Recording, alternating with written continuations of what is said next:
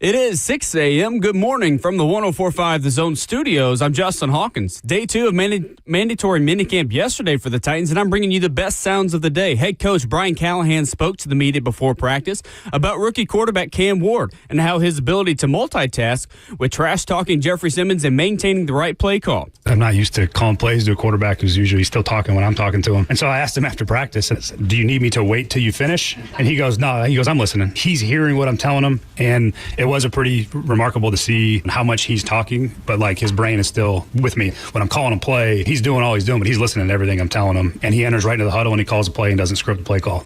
In other NFL news, per multiple reports, former Bengals linebacker Jermaine Pratt, who was released just a couple days ago, is signing a one-year deal up to $4.78 million with the Las Vegas Raiders. In Tennessee Vols news, Tennessee baseball lands a Knoxville native pitcher yesterday from ETSU in Brady Frederick. Frederick was the SoCon pitcher of the year at ETSU last season, going 8-2 with 4 saves and also a 2.67 ERA. He also struck out 76, walking 19, and it was done in 77.2 innings pitched. And in the NBA Finals last night, where the Indiana Pacers take a 2-1 series lead over the Oklahoma City Thunder with a 116-107 win in Game 3. The win comes in thanks to the Pacers. 49 points off the bench, and guard Benedict Mathurin led the way with a game-high 27 points. For all your foundation repair and waterproofing needs, you've got to go to USSTN.com. Breaking news at once on your home for the Titans and Vols. This is 104.5 The Zone.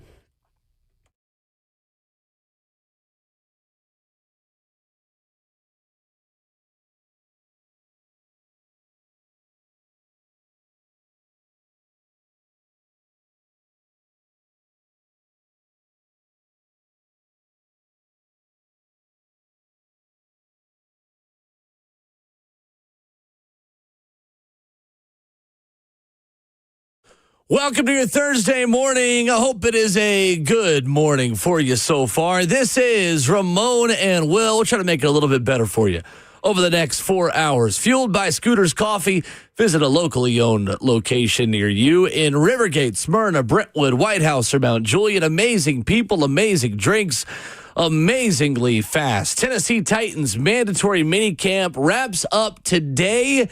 The summer break is about to begin in the National Football League. We've got everything you need to know about Wednesday's practice. Coach Dave McInness is going to stop by at 7:20. I got a one-on-one with Titans tight end Gunnar Helm yesterday. You'll hear that. Plus, Cam Ward spinning it on the most impressive play I've seen from him yet. Ramon Foster, we only have 4 hours to get into all of this. Good morning. That's it, man. I'm excited for a day like today, man. I'm going to follow you out, you sideline reporter for the Tennessee Titans today to practice, man. So I'm excited. I got a haircut. I need one in the worst way. Do you hear me? And today is haircut day. I missed it last week because I was out of town. But I tell you what, I'm racing to the barbershop after I leave practice today. And I like it. I'm excited to see Cam. Be quite honest with you. You would have enjoyed some of what Cam did yesterday. So, as you know, not a dig at Cam. He still had a solid day at the office yesterday. But as you know, Ramon, every time that one side of the ball wins a day as significantly as the Tennessee Titans offense did on Tuesday, there's a little bit of a get back. The kitchen sink was thrown at Cameron Ward yesterday by Denard Wilson. We're talking blitzes. We're talking disguises. We're talking 2-minute periods at the end of practice. The most I've seen Cam probably with the starting offensive line and starters. I thought he did pretty well. Nicely done, man. So within those moments that the defense tried to smother him, you're telling me you still saw some good out of it. There was still some good, including the best play that I've seen from him so far. That we're going to get into coming up here in a few minutes, coming up in 15 minutes. 13 of 22, Cam Ward, if we're going statistically. But again, doesn't tell the whole story because a lot of times some of those completions are short of the sticks on a third down and long or a third and medium period. And then sometimes he delivers an accurate ball that's just dropped. And there were some dropped balls yesterday. Okay. See, that's part of it, too, twofold. One, it's the idea that even in his bad moments, you still see the good that can come out of it. And that, to me, is just like the small sample size of, okay, that's probably one bad quarter. Or, to be quite honest with you, this is where we temper the expectations, Will, just a little bit. Like, for every good Oh, my voice is cracking.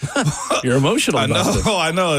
I told you it's Friday Junior, man. Let's roll. Yeah, that's right. But for every good, though, you got to expect there to be just a what in the heck kind of game is this? Or what kind of day, or what were you thinking? Like, that's the expectation. But you mentioned the good that still came out of it. And I think that's what gives people the optimism, the hope, and just the potential for a guy like him to be in the mix and behind the quarterback. By the way, before I go to my other point that you mentioned that the defense won, they can Coach Callahan can say a lot. He can tell us everything that he wants to tell us, okay, and just say this is how we play football and this is fair and this is a competition. He must not be talking to the media department with the Titans, though, huh? Because the propaganda is out. Absolutely. 0 + 1 = Cam and Calvin is what I'm figuring out. Okay, I'm not sure if you saw that Instagram post. Did you see the exchange with Easton Freeze of A to Z Sports about it? I missed that one. No. That's a good one, too. We'll retweet it right now. But they put out Calvin Ridley standing next to Cam Ward with 0-1. Yeah. And Easton essentially tweeted at them and said, well, shouldn't you put them 1-0? Otherwise, you're insinuating we're going to go 0-1. And the Titans responded with a screen grab of him with his tongue out in the background of a media scrum. I like Easton a lot. Easton does a great job for A to Z Sports, but it was pretty funny. It was a good back and forth. It was good on both sides for sure. Well, it sounds like Easton need to recognize who's running the social media accounts, and they're not for your games, man. Right. They will fight back, which is, you know what, that banter is good to have. But what I was going to get my first point was the defense being able to respond like that. That's what's so fun about practice in these types of settings, because, again, I'm sure you're seeing it too, Will. Minicamp gets just a little bit more amped up. The competitive side of it does too. And to be quite honest, when you knew you had a good day offensively, and we have moments like that, you knew the next day was going to be hell. Mm-hmm. You just try to survive it, okay? Because you know the coach is probably going to go off script, and it seemed like Denard sent everything in the kitchen sink yesterday. He did. Lots of different things. And this is what I was most excited to see, Ramon, was when things got a little bit challenging for Cam. How did he ultimately respond? Or when he saw things for the first time, how did he respond? That I think was the big adjustment for him. Just the fact that, like, he's probably never seen a lot of the things that he saw at that practice yesterday. Yeah, and it sounds crazy that you would say that, but that's the reality of it, too. Mm-hmm. Like, there's a lot of stuff, or not even just that, Will. That's a part of it, but just the speed of it. The precision of how guys blitz, the exactness on how they time up, getting off the line of scrimmage as far as the defense, and knowing that, look, this clock needs to speed up way more than I ever have in my entire life. And that's why I think the separators between pros and amateurs, man, really come into play, Will. It is, I've probably never seen this before, but how am I going to react to it, and how will my team respond to me reacting to those situations? So I love this type of stuff right here, man. Practice can suck sometimes, but the competition of watching yourself grow is why I love OTAs and minicamp, though. It's something that the NFL should never get rid of, in my opinion, because to your point, you got a young quarterback that this franchise is really trying to lay his hat on. Sure. And you need to see him develop before it gets real in training camp. What are you most excited to watch today? Cam. Yeah. Period. Pretty simple. All right, cool. Next question. 615-737-1045. No, at this point, today, Ramon. For me, because I hadn't seen him. Well, sure. Yeah. You hadn't seen him in person yet. Yeah. Typically, this is a day around the league that will be given back to the players. Yeah. Or just skipped. Or, hey, we're going to, Top Golf. Or we're just going to go do a community event. Things like that. I know the rookies have more stuff coming up later this week, I think tomorrow, and then next week, which Brian mentioned yesterday, that the rookie plan, they'll still be here a little bit longer than the vets who get to go early, but that's when you go get tours of local landmarks and do more community service events. But how many teams do you think will take this third day off? How common is it to just say, hey, guys, 2 good days of work. Let's take it to the house. I see teams like Philly that can do it. I see Kansas City that'll play that like role. A third of the league, maybe half the league. Yeah, that's a great number to put on. About a third of the league, because here's the other part of it, though, too, is the amount of time you got on the field is somewhat because the players have taken away because of CBA. They want to maximize as much as they can, plus that fourth preseason game. Mm-hmm. Coaches want to coach. And if you got a team that's bubbling or in the mix, like I'd expect a team like Detroit to take this day. I mean, to practice on a day like today, too. Chicago to practice on a day like today. Like Pittsburgh. New coordinators, new scheme, things absolutely. like that. Sure. Because we're almost 2 months out from training camp. Well, a month and a half. We're closer than we think. I mean, for some teams, for the teams in the Hall of Fame game, you're a month away. Yeah, you are a month away. But to your point, though, probably about a third of the league pack it up just a little bit. But for the most part, I'd expect most teams to use this date because that subtraction of the Hall of Fame game. Plus, it'll probably be more young guy work anyway. Very competitive. Man, so you are so excited to see Cam Ward that you're not as pumped to see the offensive line. We're not going to go over to individual periods and watch offensive linemen. I see 1 and 2 together. You feel me? That's that's the way I look at them. And mainly for this, I will want to look and see how JC moves off the right side. And more than anything, Dan Moore, too.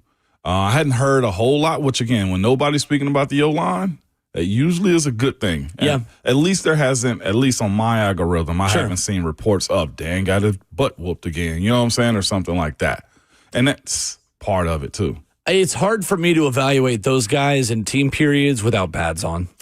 Like, that's kind of what I'm waiting for. Like, anything that I see that's either positive or negative from the offensive line and from the edge rushers and defensive line in terms of getting to the quarterback. Now, it's one thing. If the D line bats down a football, that's maybe a different level of evaluation, kind of evaluation. But getting to the passer, pass rushers, pass protectors, I'm just waiting until pads get on, really, to have a strong evaluation of any of those guys. And that's probably the best take to be had. Yeah. But the other part of it, though, too, for me, you mentioned the offensive line, I do want to see technically. It's Dan working on the stuff. You talked about them using the PVC pipe earlier this week. Yesterday. You know what I'm saying? Like, I want to see if his technique is there. Funny story, I was working my son out yesterday, Miles. It's that time of the year we starting to ramp up with his O-line technique. And I was thinking about Coach Callahan's deal. And I'm telling Miles, why is our head back? Why is our chest up? It's like, because we don't lean. And I was like, that's right. Yeah. Arch your back. I want to see that be a part of Dan's progress. And, man, to be quite honest with you, too, Peter, I'm very hyped for this year, Skoronski. For a lot of different reasons, man. Like, he's got the same offense. He's got the same coach 2 years in a row, and he had a good second half of the season. Great second half, yeah. And that's something I want to see him stack. Now, to your point, he ain't going to be in a position to where he can really show his attributes and his improvement, but footwork, hands, movement, understanding, leadership, too. I do want to see if a few of those guys will be a little bit more vocal than I've seen Cam be lately. Well, coming up next, you're going to hear from the lineman who offensive coordinator Nick Holt says has been the best lineman in the offseason workouts so far. It's J.C. Latham. We got that coming up for you next. Plus, the play that impressed me so much for Cam Ward that I was downright stunned to see this early. And that's next.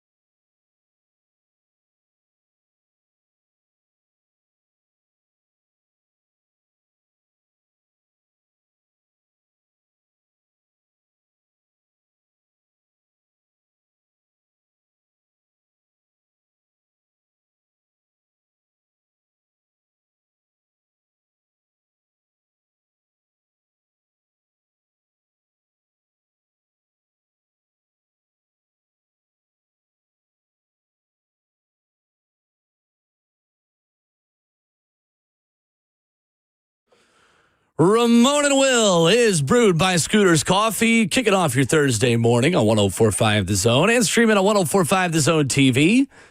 Facebook Live, YouTube, Twitter, or Twitch where you stream us. Visit a locally owned Scooter's Coffee location this morning near you in Rivergate, Smyrna, Brentwood, White House, or Mount Juliet. So, Ramon, Cam Ward continues to raise the bar. And although yesterday's entire practice was not as overall good as Tuesday's was, there was one play that I thought was the best moment we have seen so far from Cam. And it is making the rounds on social media already. I thought it was the pass to Gunnar Helm though for the most part. Man, I did see the deep play action. Yep, that was a good one. But the story behind the deep ball to Calvin Ridley that was posted yesterday is better than just the throw that we saw. Okay. I saw you give the breakdown of it, though. Yep. He evaded it, diagnosed, and then still threw open Calvin with touch. Exactly. Down the field. So the way it went down was something that I don't expect to see from a rookie quarterback in June at mandatory minicamp. Yeah. Heck, we saw something yesterday from Cam Ward that I haven't seen Will Levis do still. I thought about that instantly and didn't want to have that thought. I mean, he did it in the Falcons game. In his first ever start, but we haven't seen enough of it since then. Mm-hmm. So Cam Ward, and I won't give too much away schematically that we're kind of sworn to secrecy on being out there from the defense, but pressure was shown. Yeah. That's as specific as I'll get on there. Of just defense showing blitz, I think is. Can I actually, they were at the line of scrimmage? Yeah. Numerous guys, more than five? Okay. A lot. Okay, all right, perfect. So showing pressure, showing blitz, Cam Ward stops. Hey, can't, whatever the words were. That's not what he said, but just whatever the audible is. He checks everyone at the line, looks around, notices, all right, new play. What are we checking into? Here we go. Blitz comes, one-on-one. Yeah. Calvin Ridley wins his matchup. Under pressure, Cam Ward delivers a 40 to 50-yard ball over the top of the defense. Perfectly accurate. Play he checked into was perfect. Would have been a touchdown. Flawless. How rare is that for a rookie that is in his first pro minicamp in June? I would probably say I wouldn't call it rare. Let's call it unique. Okay. I think it's unique that a player in his first year will be able to execute that type of play right there because that's devastation right there more than anything. One Will is a little bit of so for Cam is probably understanding the play, the route, the check that he was going to, the option that he had on that play and where his blitz was coming from. So there's so much. I wish I was there to actually see this play like specifically, right. Because blitzes are cool, right, for defenses because, Will, they're scary looking. They're supposed to get home and you're supposed to be able to confuse the offense. Mm-hmm. Hearing you say that Cam got to the line of scrimmage and pretty much went easy. Saw where the pressure was coming from. He probably moved somebody in motion to see if they were in man-to-man or if they were in zone. Yep. He knew he's got his 5 offensive linemen. I wonder if there was a running back in the backfield or if he had a tight end too. Yep, so with that being said, I'd love to know what the offensive scheme was as far as the offensive line because in those sets, in those moments right there when they're sending what probably looks like, I'm going to just allude to it being an all-out blitz up front or pressure, those 5 guys set back and find their lanes. All right, whoever the first 5 are, we got them. From that point right there, Cam, the rest is on you. The running back, because there's a lot that goes into these types of plays, you got to expect your offensive lineman to get the first 5, and that's trust. That's reps. That's understanding the offense. From there, does the running back pick up his backer or corner blitzing too? And at that point, you got to trust your wide receiver and have timing and touch in those types of passes too. The play was protected enough for him to deliver a bomb to Calvin Ridley. So you know the better part of all of that too, the clip that I saw, and it was displayed in a way to where you didn't see the rush, didn't see the protection, but you saw the ball through the air. What you did not see from him is what we've seen the last couple of years, I guess, from Will when Will got in, or even Tannehill a little bit because of the breakdown of pressure. One, you see Cam being comfortable in the pocket. The other part of it was you didn't see him roll left or outside of where the blitz would have actually gotten. Or even just like sidestep back. Like the footwork was sound enough to deliver a perfect pass. Will, legitimately stepping into a sack. Right. Because you know pressure's coming. It trusts the integrity of the pocket, and that's tackle to tackle and running back too. But to your point, the reason I call it unique is this. Most guys don't have that calmness to stay in the pocket. And Will, at the end of that play, he might have taken a shot from his left side, his right side, or in the face. You know what I'm saying? And that's a part of the job of a quarterback. So I would call it, wouldn't necessarily call it rare, because we see real good franchise quarterbacks in the league. But for a rookie, I call that very unique. Very unique, Will, especially the end part of it. It was Calvin Ridley against Jalen Kimber who he beat on that play. And that is as much context as I think I can give you as well through this process, is that a lot of these throws are against young defensive backs. I mean, right now, Darrell Baker was getting back out there yesterday, but you don't have L'Jarius Sneed, and you've been missing some of your veteran defensive backs who right now would be, I guess, 1 and 3 on that checklist, and Roger McCreary and Darrell Baker and Sneed. So that's the full context to say we're still keeping our powder dry. We're still watching these things and just taking it in stride. Hey, these are the facts of what happens. Do with it what you will. But that play specifically was exciting. You see a comment in our YouTube chat? You guys can check us out on YouTube, man, Facebook, and Twitch also.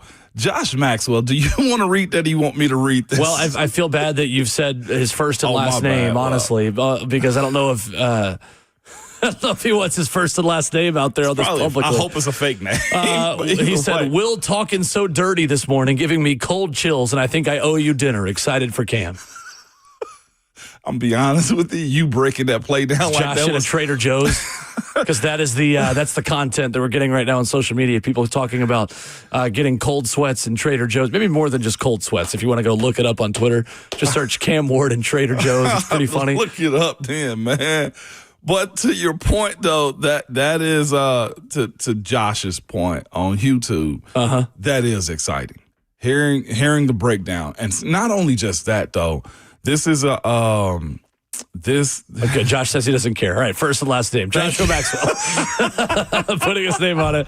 I respect the heck out of that, Josh. Thank you, sir. Shout out to you, Josh, and my bad if I was wrong. You got a sense of humor at 6:30 in the morning. You're winning this morning. My boy say, oh, you dinner.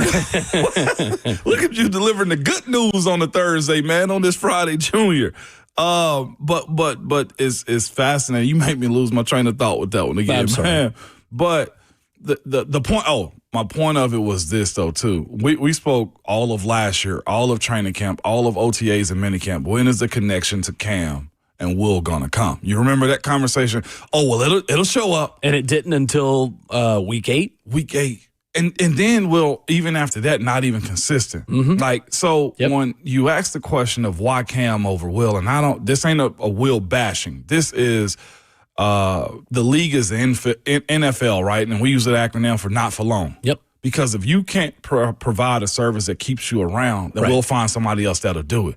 Like I've had my coach before when it comes down to like guys on teams or even starters. Will he asks guys to clean stuff up, whether it be missing tackles, missing blocks, and he'd tell us in a very transparent way, I'm gonna go shopping.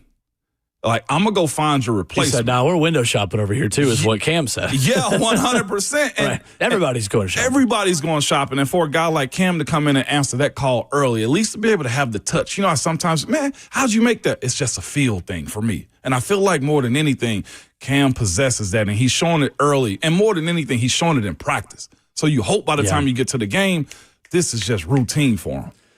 You'll hear my conversation with Gunnar Helm later in the show, but there is so much confidence in Cam in that room. I asked Gunnar, how much communication has Cam had with you to say, hey, on this look, on this play, this is what I want from you? And he said, I know that I'm never late or early. Cam is always on time. Okay. Said, if I miss something, it's because I was early or late. Cam is never early or late. Cam is always on time. That's a high level of confidence and high praise from, again, a rookie, but one of your big targets who I think is going to play a pretty major role this season. I'm excited for Gunnar, man. And what's crazy is, and I don't want to make it seem a certain type of way, but is it has to be somewhat exciting for what the foundation of this rebuild, if we're calling it that still. That's one way to keep our powder dry. It's got to be very exciting for where this rebuild is with the amount of young guys we come on the show and speak about. And not just us, the reports from everybody else. Like, if there is a turn You know what I'm saying? Did you turn left or right at Albuquerque? It seemed to me like they've made the right the right turn with what this group is. Now, it's exciting talking about the young guys because the young guys you hope to contribute to build up the culture that you want moving forward. I agree. The only pushback I'll give to that is just because rookies are in prominent positions and playing a lot doesn't mean they're necessarily going to thrive in 2025. No, yes, 100%. I think that's where I think we can I don't know, slow our roll a little bit. Not necessarily you, but just because we're talking about all these rookies just means that they're going to have to play right away. Yeah, but I guess my point of it is this, though, as far as like this regime that they're in with Callahan, Brinker, Borgonzi, right? My point of it is, like, it seems to me now with the quarterback in hand, they have a place to where they're going to start moving forward with resetting the franchise. Like, I heard 3HL. I see what you mean. Yeah. I heard 3HL talking about veterans that you know on this team and guys that are dudes that people may know nationally. And I think they had a guest in, he said, and they asked him, do you know Jeffrey Simmons? And he was like, who? And he said it in a joking way, right? But with that being said, this is where you establish who your guys are moving forward in the culture of pieces that you want to present yourself. Like Savage was even saying, Ron Slay was even saying, like, nobody speaks about Amani Hooker, you know? And that's the part I'm making where we're speaking a lot about these young guys in a way I don't think we have in years past this much. So you're right. The vets are going to play a bigger role than the rooks. But the foundation that's laid down, it feels to me like this is a new head coach that's finally got his high recruiting class in. So yesterday, J.C. Latham spoke with the media on the same day and same practice where offensive coordinator Nick Holtz said that he had been the most impressive offensive lineman through offseason workouts so far. This was Latham talking with the media and describing his weight loss methods, what he wants to do this season, and some stuff at the end about just how detailed Bill Callahan has been, showing them how bad the offensive line was last season. Here's J.C. Latham. Honestly, though, like talking to my guys, and I want to put myself above nobody. You know, going into the offseason, everybody around me, including my teammates and coaches, you know, we formulated a plan because what I put out there, especially towards the second half of the year, they knew it wasn't my standard. If we want to win and play at a high level, the tackle position is a linear position that you got to play well at. And, you know, we all know that. So, you know, going into the offseason, we had a plan to execute. We did our check-ins to make sure we were all on board. And, yeah, I mean, it's basically about how bad I wanted it this offseason. So I came back with, you know, a different mindset, a transformation of the body and mind and everything. So how much of that mindset also really helped with you moving back to that right tackle position?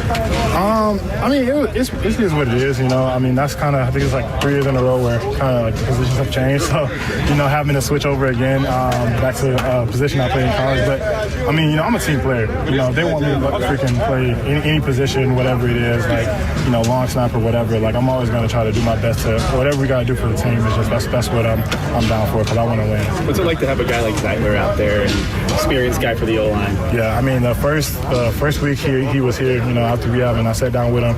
I just wanted to talk to him about, you know, the successes and the failures that he had in his career. I think it's year 14 for him. You know, he's recently coming from playing with Panay. He also played with Joe Thomas in Cleveland. You know, he's played with a lot of great tackles and a lot of great systems, a lot of great, like, winning culture programs. And he's played, you know, some teams that were, you know, 1, 2, 3 win teams. So, you know, he's seen the tail end of both. So, you know, asking him for me, like, how can I be up to that standard that the guys he's played with has been to? How can I exceed that? And then as a culture for our team, you know, what does it look like? You know, what's going to separate us? Because, you know, he's been a part of the 3-win teams. What's going to separate us from being that to being the teams like the Lions, for example, that, you know, were a game away from, you know, making it to the Super Bowl. JC, just being in this system for a second year, how has that changed the conversations between you guys up front, either on the field or in the classroom? Everything slows down. You know, I mean, the more and more you know, sit down and have time to digest, especially throughout the offseason where, you know, I was just able to just watch film and just look at how I played and look at the calls and look at everything. You know, I mean, Coach had the first week, it was really rough because his crucible was like to go through something so hard, it endures change, like it promotes change, you know. And he said all the time, like, if the pain is great, great enough, it will force you to change, good, bad, or indifferent.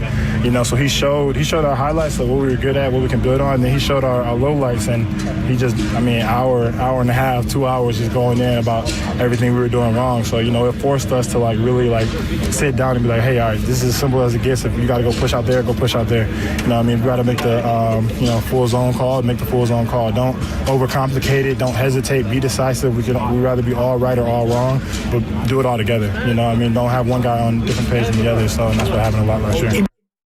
That's J.C. Latham. I love the answer at the end, talking about Bill Callahan showing them 2 hours of film on what they did long rest season. Just imagine yourself driving to work this morning and your boss having a 2-hour breakdown with you and the team that you're working with about what you did wrong at work. That's essentially what J.C. Latham and the offensive line had. Offensive line coaches are brutal. Do you hear me? Dictators. Sickos. Do you understand me? Sickos, all right? I'm talking about they keep you under the threshold of their thumb and grip will just at all times. Like, we've been there before, too. You come in excited, man, in the offseason. Hey, coach, what's going on? All right, nothing, fellas. Go and have a seat. Let's discuss some stuff. And then straight to business. I'm telling you, straight to business, Will. And just discussing, your bad plays. And here's the thing about it. It makes you – dog, you want to talk about shrinking in your chair when you're watching the tape and – hard to watch, and plays that you thought were good and the plays that you know are bad that you got to revisit again. One is humbling, but two, it also is keeping the accountability factor high in the room. Because for every great player, there's a lot of bad plays, especially when you're playing 60 to 70 plays a game. And that's why it's exciting to see Coach Callahan and his staff be here. And not just that, JC mentioned it too.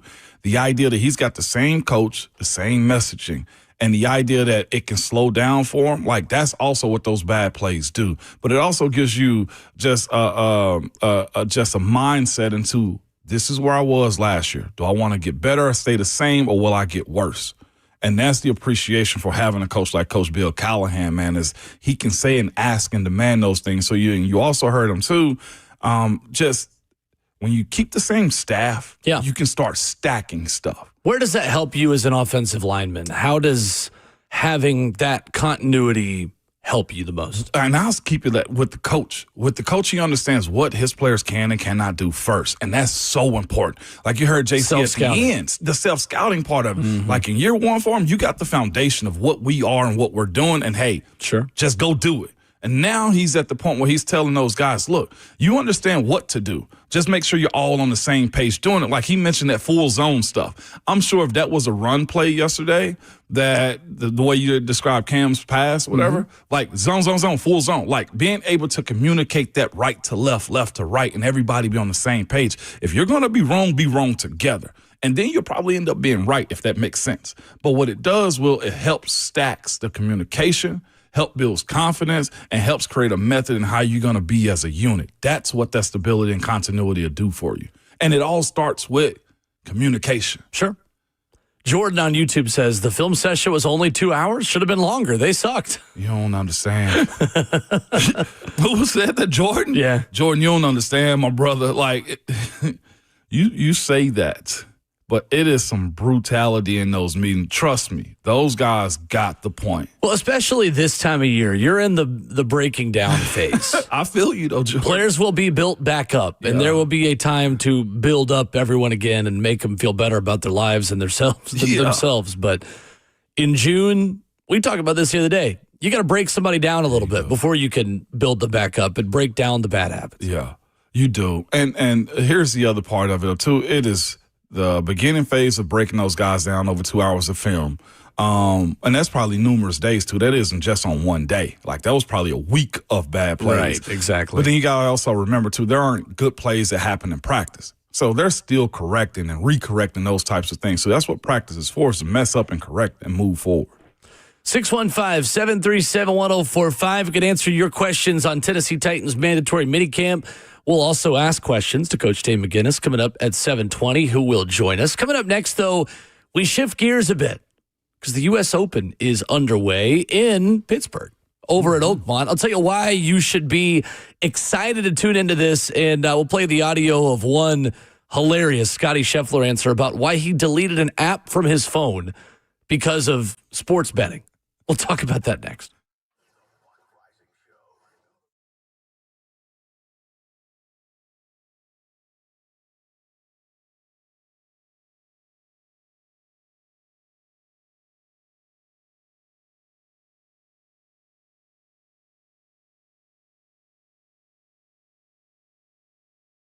It's Ramon Foster for Window Nation. Good people, man. I'm going to give you the number up front and at the end of this thing, man. You can call them at 866-90Nation or the website is windownation.com. And the reason I'm giving you that is because they have some of the best windows around, man, and they're just easy to trust. They have an A-plus rating from the Better Business Bureau, a 50-point inspection on every window before it leaves the factory, and 20-point inspection on every window when it's installed. Cool thing is you don't have to worry about an amateur coming to install your windows. Installers, they specialize in windows, and many of them have over 15 years of experience, and your new windows can be installed in a day or less. Yes, they are that quick. And behind that is a 96% customer satisfaction rating. Window Nation windows are made of top quality and new materials, and they're built to protect your home, and they're just that simple. So save some money on keeping that cooler in by trusting the company that I trust, man. Reach out to Window Nation, as I told you earlier, 866-90Nation, or go to windownation.com.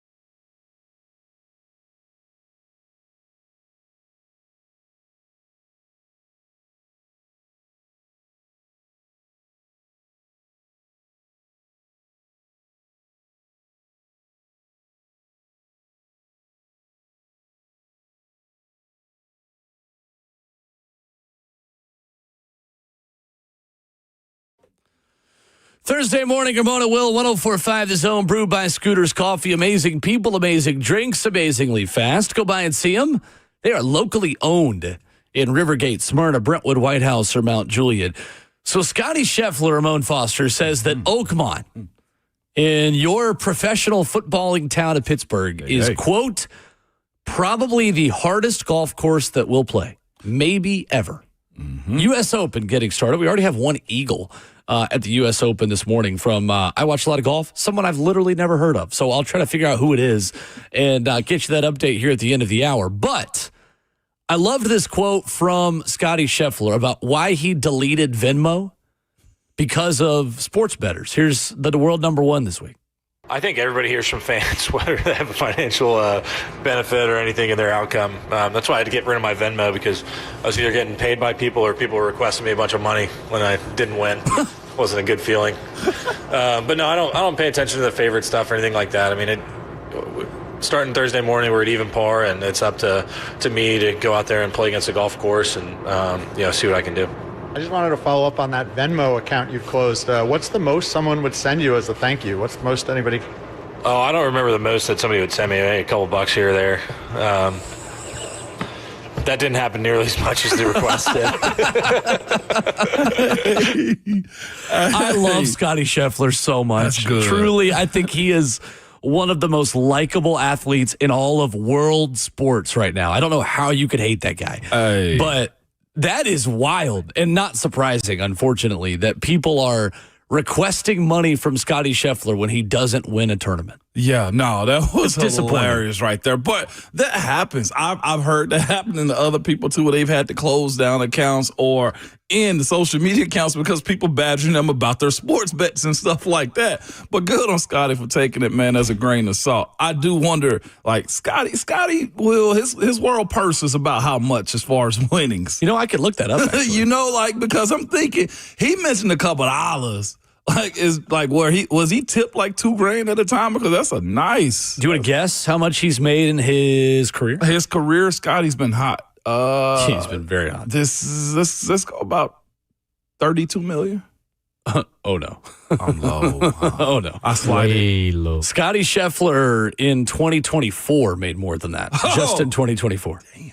Okay. Let's go with about $87 million. No, I'm still off. $133.2 million are Scotty Scheffler's career earnings on the PGA Tour. Yeah. Last season, he made, $58.5 million just in 2024. Yeah, well, that most definitely sounds like he might have got a couple grand on those tips from a time or two, because $130+ million, like 2,000 is probably a couple bucks to him. How did they get that information? Spot Track. Same people that do all the stuff. No. I'm talking about his Venmo. Oh, that's a great question. Yeah, that's crazy. That's a great question. Who's out here tipping golf players, golf pros, and athletes, man? And for the same people that be complaining, it's like, you make too much money. You're tipping him because he won a tournament. But I get it. It's so just like, that is what Spot Track has is 133. PGA Tour still says he has made 86.3. I think that's just official payouts in terms of where he finished. Yeah. Versus bonuses or tour championship is its own thing. But like finishing in the top 10, the player impact program, official payouts, things of that nature. But Tiger Woods still has the record at 120.9, according to the official PGA Tour website. Scotty is my age, so he's got plenty of time to surpass that. Yeah, he does. Because you make a lot more money on the tour than you used to. And that ain't even his endorsements, correct? Correct. That's just earnings. Correct. Wins. That is just wins from tournaments. Goodness, that is insane. You want to know what Tiger Woods has made pre-tax in his golf career? In his golf career? Yeah, I just said it. No, pre-tax. What's that? This is take out taxes? Yeah. What the PGA Tour is saying? Okay. $1.8 billion. Wow. That's according to Forbes.com. I think that's not just winnings, though. That's Nike stuff. That's Titleist, all of it. Now he's TaylorMade, but yes. Right. He's so TaylorMade? everything pre-tax he's made. Right. Yeah, I'm just talking about $2 billion. I'm just talking about earnings in terms of the winnings from the actual wins. Yes, from the purse. Yeah. Right. Tiger's also getting broke off from making these courses too. These golf courses. The pop stroke stuff is really cool. The official, like, gourmet putt-putt courses. Have you seen, by the way, the TikTok video? You haven't. Well, I don't know why I'm even asking. There are these two twins in. Yes, it's great. Okay. It's like news. I literally, you'll make one and have more followers than me within about 10 minutes. Not hard to do. But there was a video series, and it's continuing on a new course of these two guys in the Midwest trying to break 30 together on a putt-putt course. Wow. It took them 52 days to do it, and they finally did it last week. It was one of the most important days of my year. It was fantastic. Okay, and they switched to a new putt-putt course now. Yes, they do a two-man scramble. It's called Twin Tour. Cool. These brothers are twins. They're do with music. They do the front nine, the back nine. Yeah. You had thousands of people liking the second one. It is something I'm very invested in. Like, I watch less television series now if I'm not totally drawn to something because I'll just sit and watch golf videos and stuff like that. I was also thinking too. There's I landed in West Palm.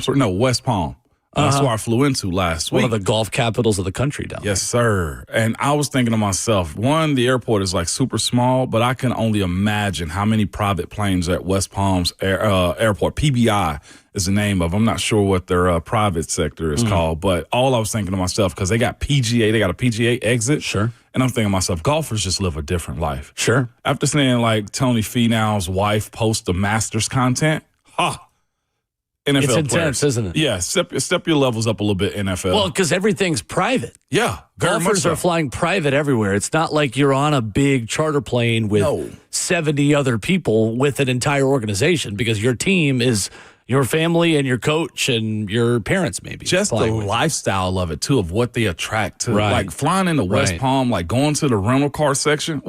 There's 7 Series BMWs out there. Right. There's Range Rovers. I'm just thinking to myself, this is where the money lands. And those are courtesy cars often that you get when you, like the Masters gives you a courtesy car. Yeah. So most money won in a single PGA Tour season.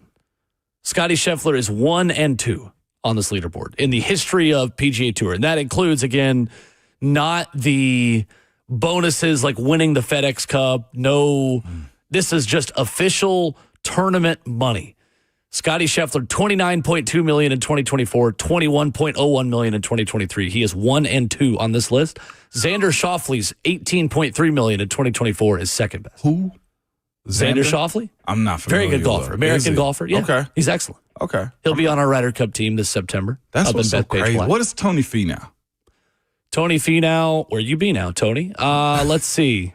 Tony. The only reason I asked that because According like to it was an Chris extravagant posting by like his wife and stuff, which is cool. The Tony Finau's career earnings, according to Spot Track, is $56 million. Yeah, that'll do it. Or 62.1. Yeah, that'll do it. Yeah, that'll do it. On top of endorsement, that'll do it. Will. And you get to play golf for a living. That's the best part of it. How late can I pick up golf to become a pro? It's too late. It's too late. It's too late. It's too late. You were a pro athlete for 11 years. Let the rest of us have some hobbies. Dang it. Besides Tiger, that's the only one I've ever seen body break down like this. So put me. Well, Tiger had also. There's some other stuff to do with that, but yes, we'll leave that alone. 615-737-1045 is our number. We transition from hour 1 to 2.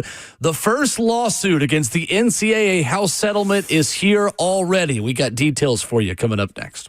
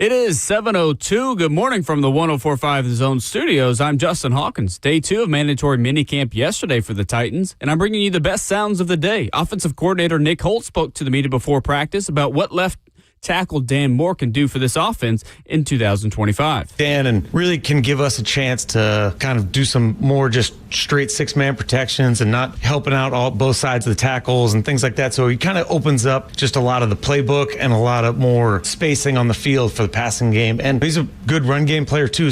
In Tennessee Vols news, Tennessee baseball lands a Knoxville native pitcher transfer from ETSU and Brady Frederick yesterday. Frederick was the SoCon pitcher of the year at ETSU last year, going 8-2 with 4 saves and also a 2.67 ERA. He struck out 76 and walked 19 in 77.2 innings.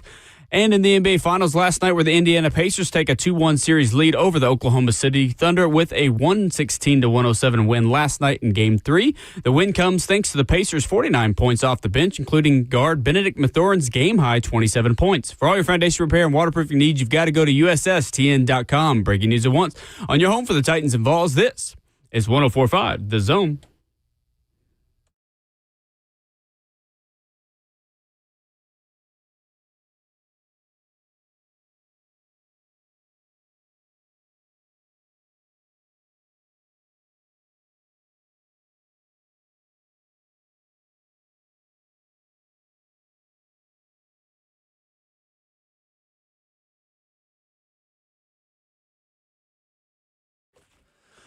Thursday morning is Friday Junior on this program. Ramon and Will is fueled by Scooters Coffee. Visit a locally owned Scooters near you in Rivergate, Smyrna, Brentwood, White House, or Mount Juliet.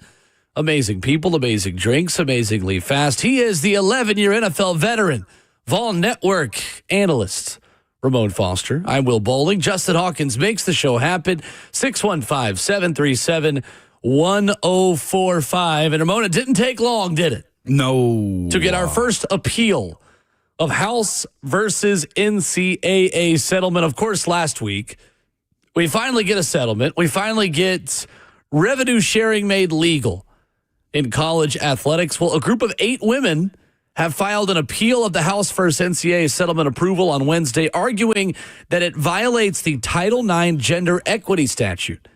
Amanda Kristovich of Front Office Sports with the story.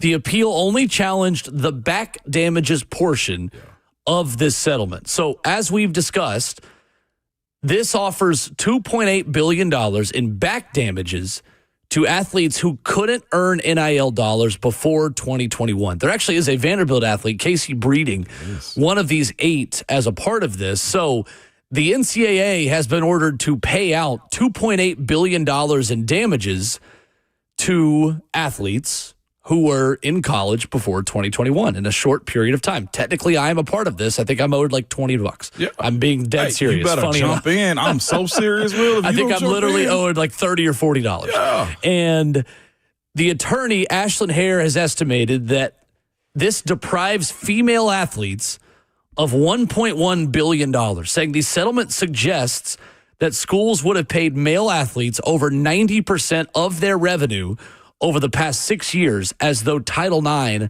just didn't apply.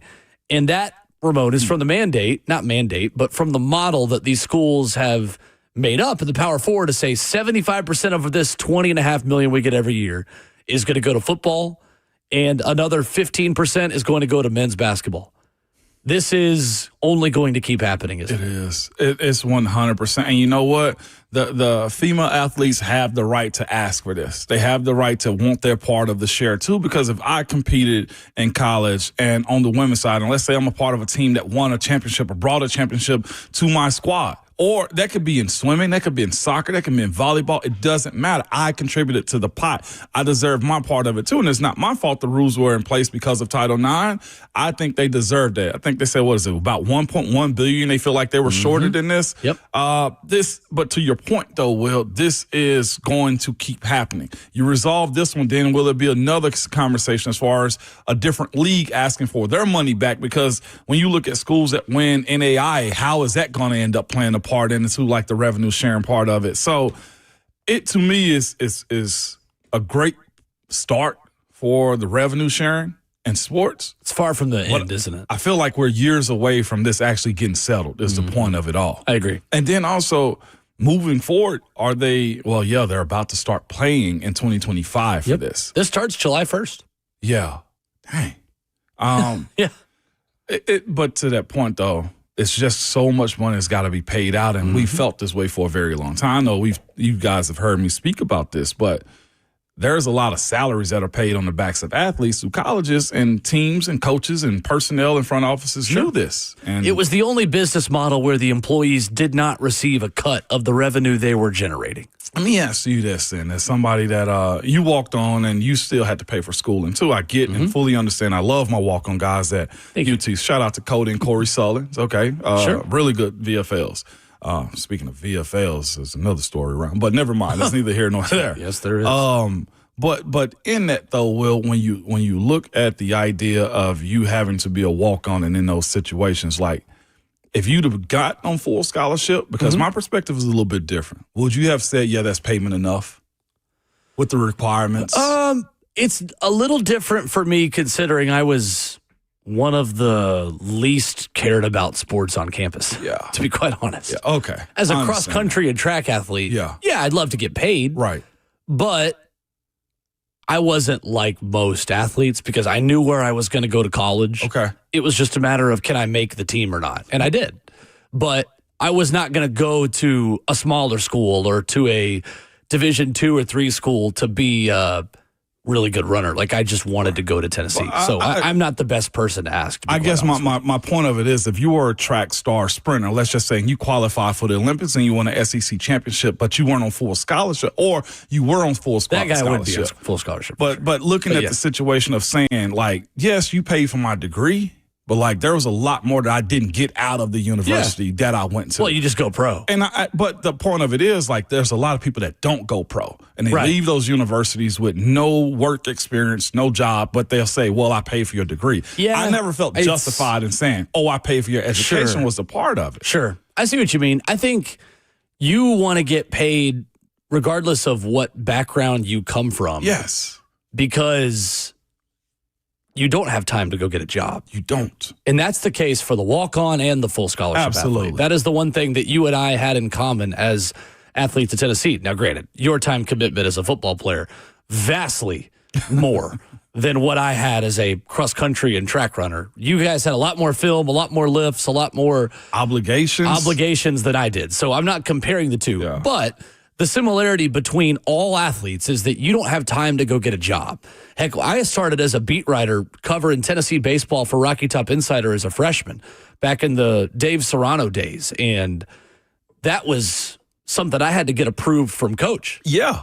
Hey, can I go start getting work experience at a job? Which is why I only was an athlete for 2 seasons. A, because I wasn't very good. And they were like, hey, do you really want to do this anymore? And I was like, not really. Yeah. And because you start to realize if I'm going to go pro in something other than sports, I better start figuring out what that is because I don't have time to go get practical work experience while being an athlete. So, yeah, getting paid to be there basically counteracts the fact that I couldn't have gone to get an internship and been a full part-time 20, 25-hour-a-week beat writer, which you kind of have to do to make it in this business in college. Exactly. And then, of course, with most times if you look at the up and down of like majors in college and stuff like that, it's usually sociology, psychology, stuff that makes you available to practice. Communication studies is a popular one. Studies.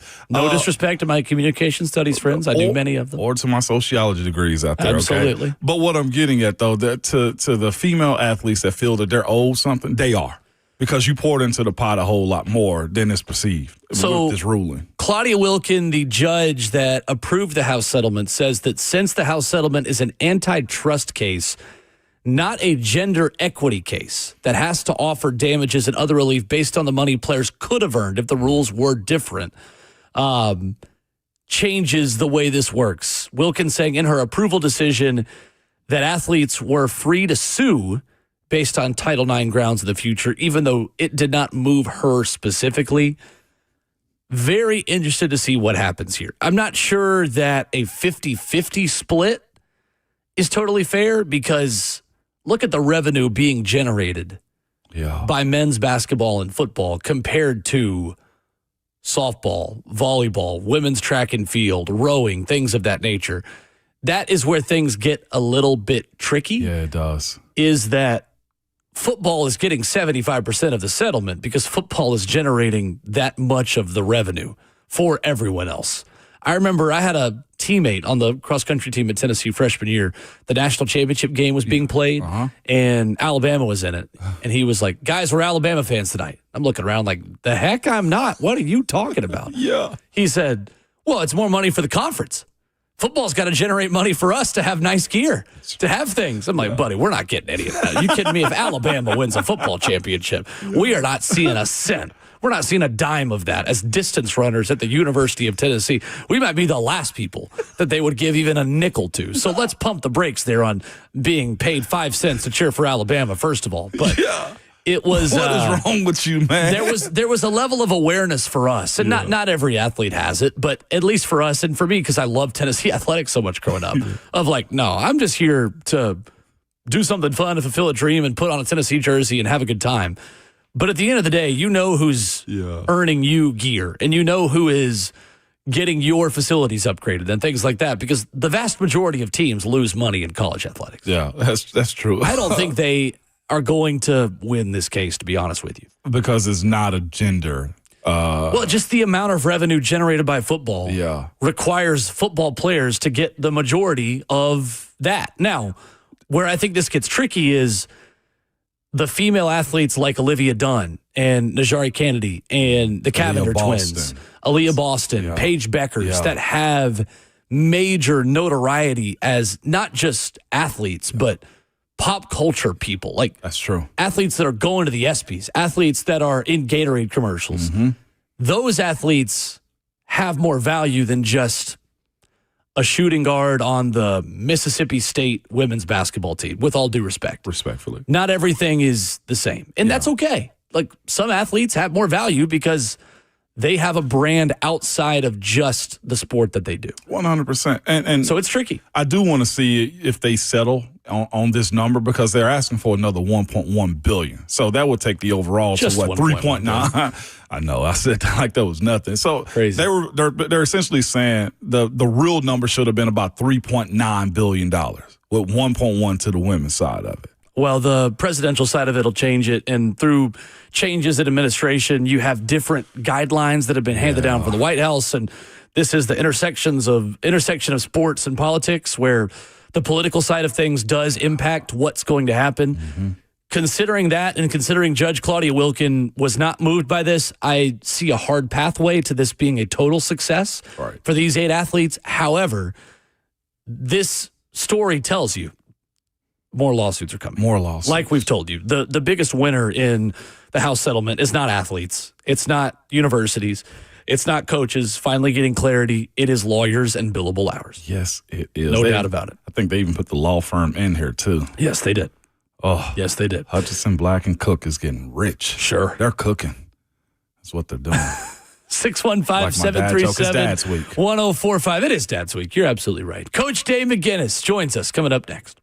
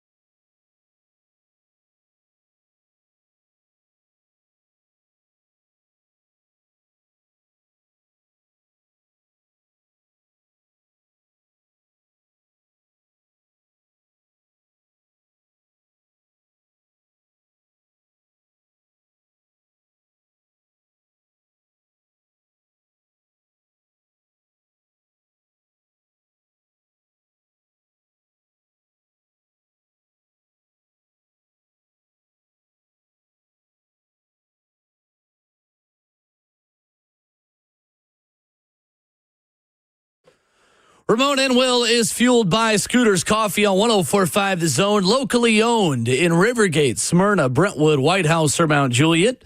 Amazing people, amazing drinks, amazingly fast. With Ramon Foster, I am Will Bowling, joined by Coach Dave McInness, Titans Radio's head coach. Mac, how we doing? Hey, Will. Hey, Ramon. Hey, We're Mac. great this morning. Getting ready for the last practice this afternoon, so here we go. I love it. Looking forward to it. Mac, brought to you by Two Rivers Ford, the South's most trusted dealer, Two Rivers Ford. So, Mac, how well did Cam handle the kitchen sink that Denard Wilson threw at him yesterday from your perspective? It was up and down. I mean, and it's going to be up and down for him. I mean, everybody needs to realize that he's going to have good and bad through this journey. It's always hard on rookie quarterbacks. I mean, but the thing that, of course, I've been there every day, and the thing that impresses me about him is that regardless of whether it's good or bad, he is not flustered. I mean, this guy has got zero panic in him, and he's also very, very well grounded. I just like the way that he handles the whole process because he's very, very even-keeled, and a dude that's even-keeled and can be able to bounce back from things that aren't going so great and then be able to take things that are going really good in stride and continue to improve. That's when you've got something. Mac, one thing that was really good yesterday that we've spoken about this morning was his long throw to Calvin Ridley against a blitz that he checked to something else, made an adjustment, and delivered a perfect ball under pressure. How unique is that to have a rookie quarterback so early into his first summer as a professional football player, making adjustments at the line like that and plays like that? Well, I mean, that's part of the progression. Yesterday was a pretty good blitz day. So, I mean, it's not like the offense was surprised at the fact that Denard was going to be bringing some pressure. I mean, I get there early. I watch their walkthroughs. I know what they're going to work on. So you know that they've talked about it. The thing that was good about it is they've gone over all of those things, and it's not just the quarterback being able to check. It's also everybody else on the offense picking it up, and especially with the protection part of it. Now, again, I mean, I'm standing back there behind everything because that's the only way I can see everything that goes on. I mean, that's the perspective. That's the best 3D perspective you can get. On the sideline, I mean, it's one-dimensional. In the back end, you can see what's happening. And, there's a lot of teachable moments within that thing. First of all is the recognition of what's going on. Second of all is everybody else on offense got it together. Plus defensively, when that happens, then you have to be able to understand that you're going to have to readjust, especially if you've shown early. You're going to have to readjust. And then the corner out there, I mean, there's a young corner out there on the outside. When something like that happens and you understand that they are audibly and you are in a single coverage, you got to understand that you need to change your alignment a little bit and ability to align. There's a whole lot that goes into it. But the fact that it was recognized, that he made the proper check, the throw was beautiful. It was completely in stride. As I said, then he had a couple of them knocked down because, he wasn't able to withstand some of. They were bringing some. I mean, you and I were standing there together, and I was telling you, This is getting ready to come a 3-man game from an off-ball linebacker. This is getting ready to be something here when they're double swabbing this A gap right here. So anyway, it was good, but there's going to be yin and yang, and which look the day before when he completes 18 straight, I guarantee you the defense says, you know what, whatever happens today, we're going to have to interrupt some of those. No doubt about it. We're checking in with Coach Mack right now, brought to you by Two Rivers Ford. Coach Mack, as you was talking through that, man, that just made me smile and smirk, Coach Mack, because as a veteran, like blitz, they don't really scare you as much because if you pick it up and you trust your assignment, that there's a gap somewhere. And it seems to me that Cam Ward found that yesterday, Coach Mack. But to that point, How good is it to be able to have a second-year defensive coordinator in Denard Wilson that trusts his defense to be able to run those type of schemes to where you can go all up at the line of scrimmage and bail and send guys, man, coming into his second year as a DC? Well, this is all part of the evolution of it. I mean, look, Denard's been around this defense for a long time. I mean, and here's the thing that happens when you start to, you can't just rely on your pressure package. You have to have base things that you can do, that you can rely on. But when your players are they've had a year of understanding what the principles are. Now you can start adding to it. I mean, this was part of the install. They've been pretty aggressive this year, with their installs because it's their second year together. I mean, they've been pretty aggressive with that. And really, even though with a younger quarterback in the mix and with some younger players, the players that are there, I start practice out every day, Ramon, every day since they've been practicing. Right after the draft, I start out every day with the offensive line. And it's really pretty eye-opening to watch the guys that have been there for a year already with Bill Callahan, how much further ahead they are of the new guys that come in, but how much quicker the new guys can catch up now because, as you well know, coaches can coach a lot, and coaches can help you a lot. But once the players in each position room understand what is being asked of them, they really help bring people along too. So it's been pretty interesting this offseason. Coach Mack, we've talked a good bit about Xavier Restrepo, but we'd be remiss if we don't still bring up Tim Dike and also Alec Ayumaner. Mack, they seem to have a good group of core wide receiver that they could build on, and I'll throw Gunnar Helm in that too, considering he's a first-year guy. This league is a passing league for the most part, but it's built on the backs of the big men that you still got to be able to run the ball. But how cool is it, Coach Mack, to have a stable of young talent like that little core that they have right now? Well, that's their developmental group. I mean, a group that they put together as a draft class.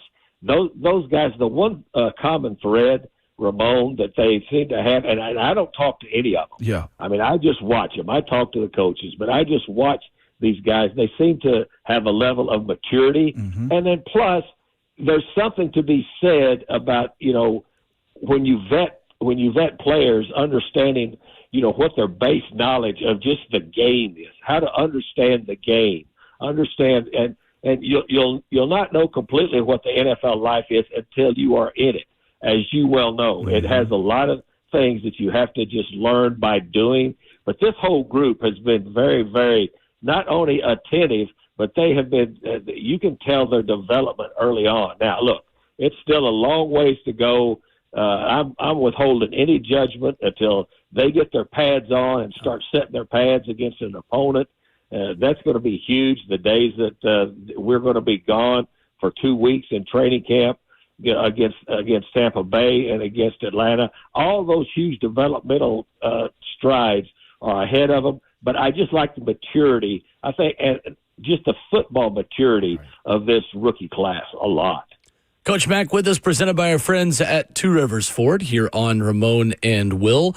Mack, as you watch this tight end group work, I got the chance to catch up with Gunnar Helm yesterday, and Nick Holt said earlier that he felt like things clicked for Gunnar on Tuesday at that first mandatory minicamp practice.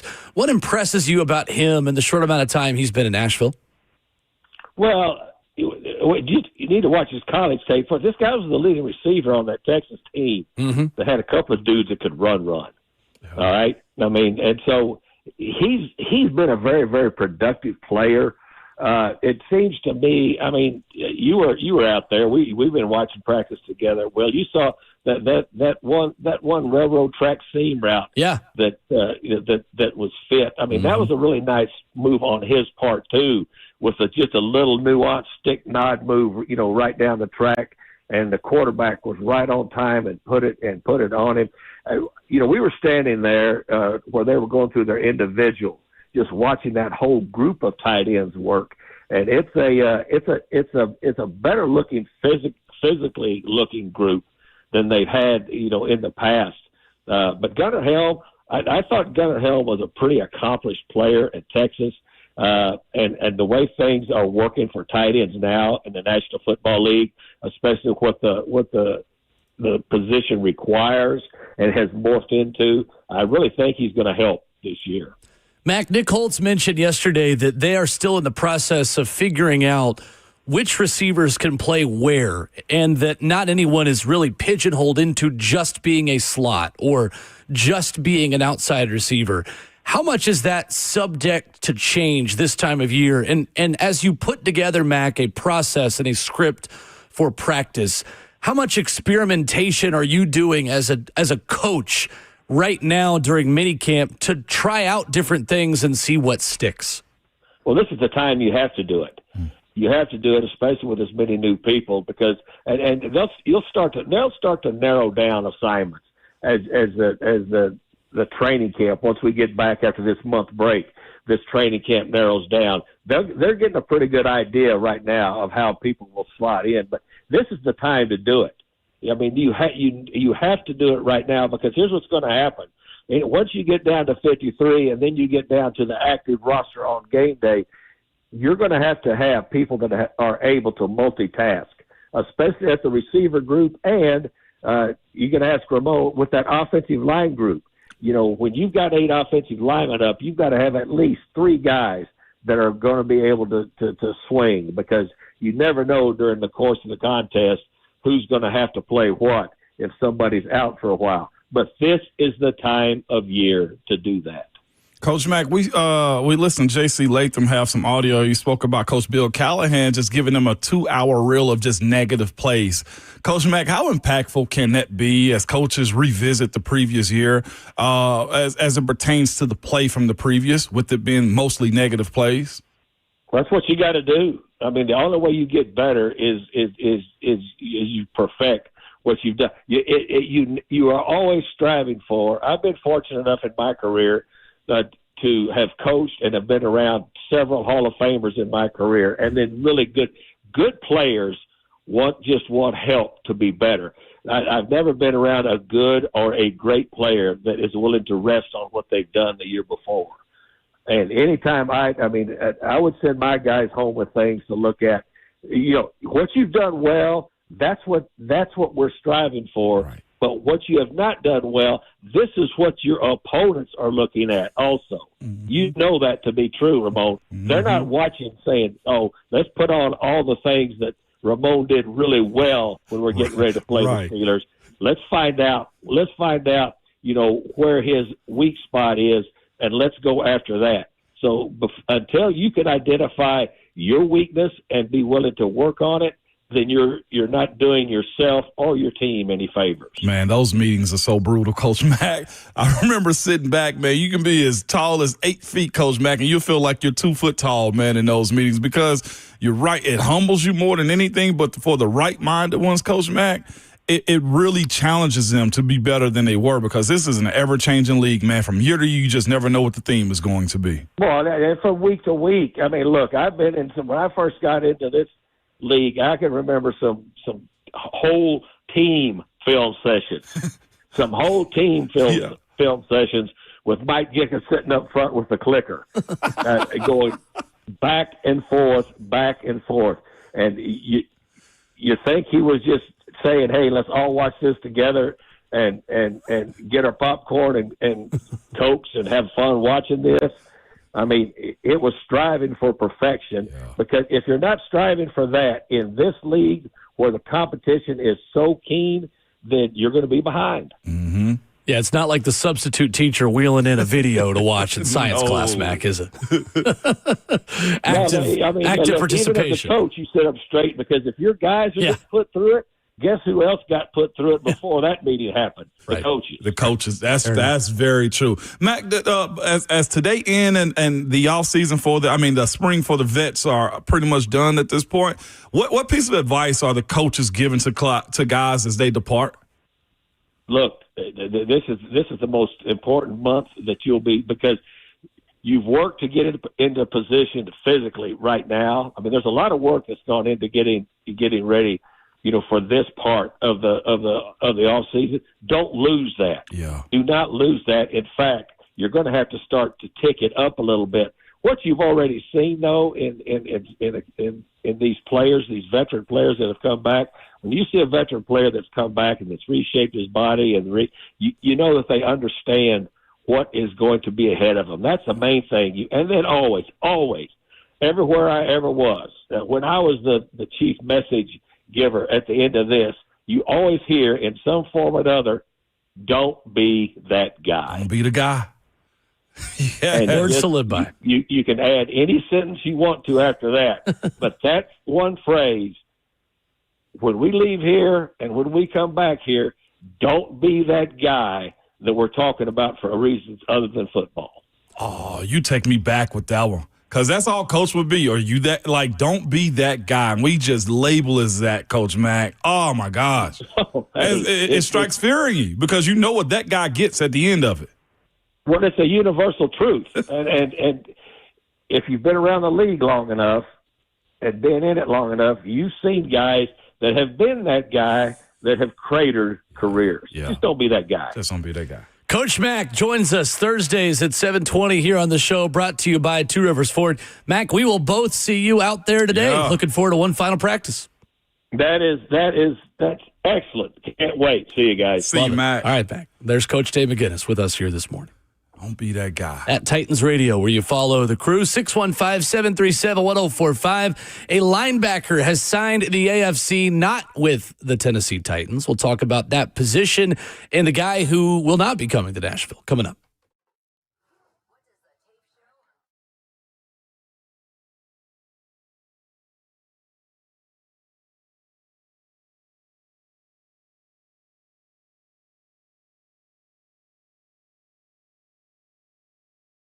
Is your concrete in need of a repair? Maybe your sidewalk is shifting, your driveway cracked and sinking too, or maybe your porch steps have moved and now you trip going into your house. I've seen it happen time and time again to folks, man, and shifting concrete can create a dangerous situation, just trip hazard around your house. It's also just a big eyesore. It's also one of those things, if you sell your house, that's what you'll probably have to fix. So go ahead and get ahead of it right now. And I'm here to tell you that whatever's going on with your concrete, you need to call United Structural Systems. Ask them about their polyurethane foam injections. You've heard about USS for a very long time. It's the same company that's provided superior foundation repair and waterproofing to Middle Tennessee since 1994. Well, they can also fix your sunken or settling concrete. USS uses polyurethane foam injections to lift and repair your sinking concrete in just a matter of minutes. Lifted concrete can be walked on immediately and even driven on after 30 minutes. So don't go through that long, expensive process of ripping out and replacing concrete. Reach out to a company that I trust, man. You can go to USSTN.com. That's USSTN.com. Or you can call them 615-488-7855. United Structural Systems.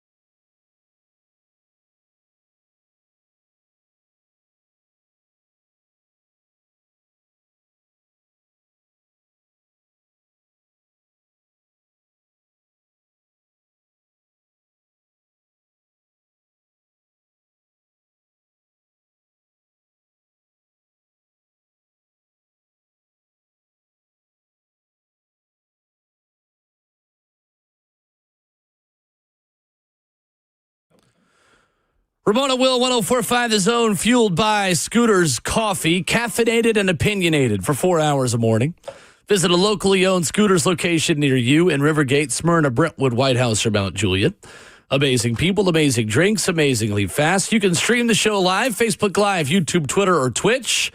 Twitch, please. We got 2/3 of 3HL hanging out in the F&M Big Chat right now, Slay. We've got Slay and Brett Doherty. Yes, absolutely. Mayor and Savage. And I'm sure Dawn, a.k.a. Babs, is somewhere, too, because yesterday was Hadley's birthday. I was about to say, happy birthday, baby Babs. Happy birthday, Happy 5th birthday, Hadley. No, it's 6 now.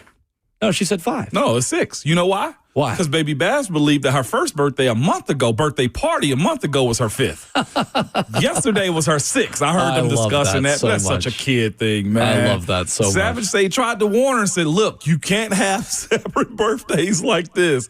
And lo and behold, man, she thinks she's 6 now. Because Fantastic. of the birthday party. Okay, happy 6th birthday, Hadley.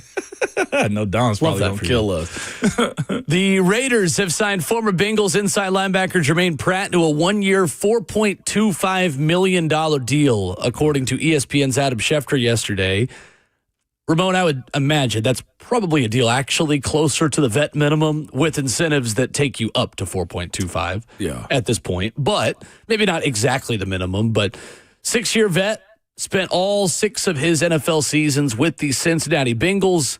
Someone we talked about coming here, reporting out there. Paul Kaharski saying that the Titans essentially kicked the tires. He tweeted the other day after evaluating they would not be in on him, and he goes to Vegas. Yeah. He does, man. I actually thought he was going to Indianapolis. I did too. To be quite honest with you. But when you're a free agent like that and free and clear to go wherever you want to, you go to the places where you feel like, one, I can probably maximize the most amount of money that I can. He went to a tax-free income state, number 2.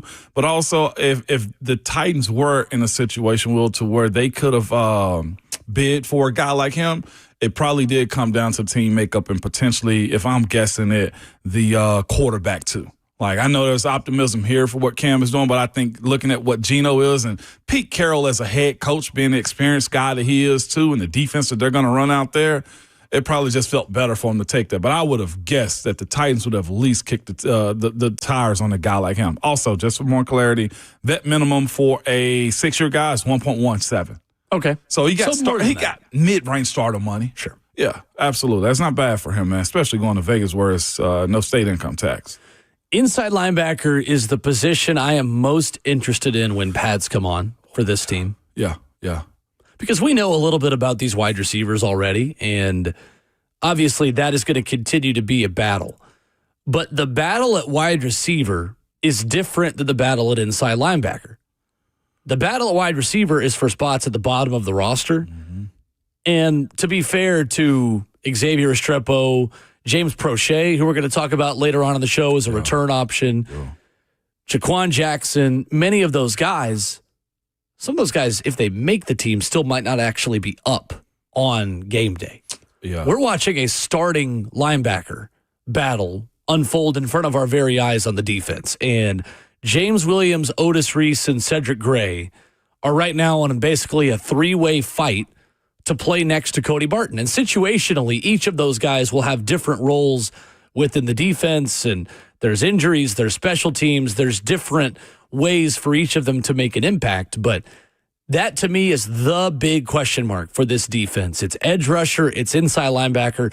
The linebacker position overall is a fascinating one for this defense. And since you mentioned Jermaine Pratt, here, like, you're right, too. And to be, even more transparent, Will, on a situation like that, so you got a 2-man race for 1 spot.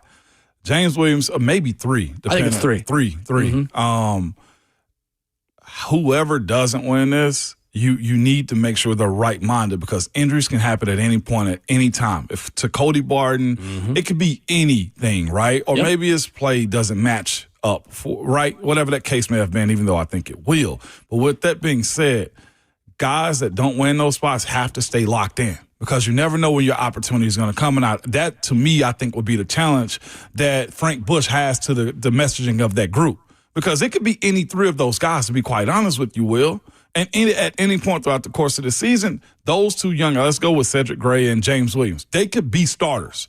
you know? And if one of them checks out, if they don't win the starting position, that could be very problematic to the defense because it is one of the most important spots going into this offseason that has to get handled in training camp. Totally. But also, just real quick, this is where they can, this time of the year, can start to separate themselves too, because we're talking about being in coverage. They can see what that looks like right now. Sure. You know, and that's super important. James Williams is everywhere in coverage. There's no doubt about that. As a converted safety and as the guy who I think is maybe getting the closest look right now, to be quite honest with you, as the first guy up. Yeah.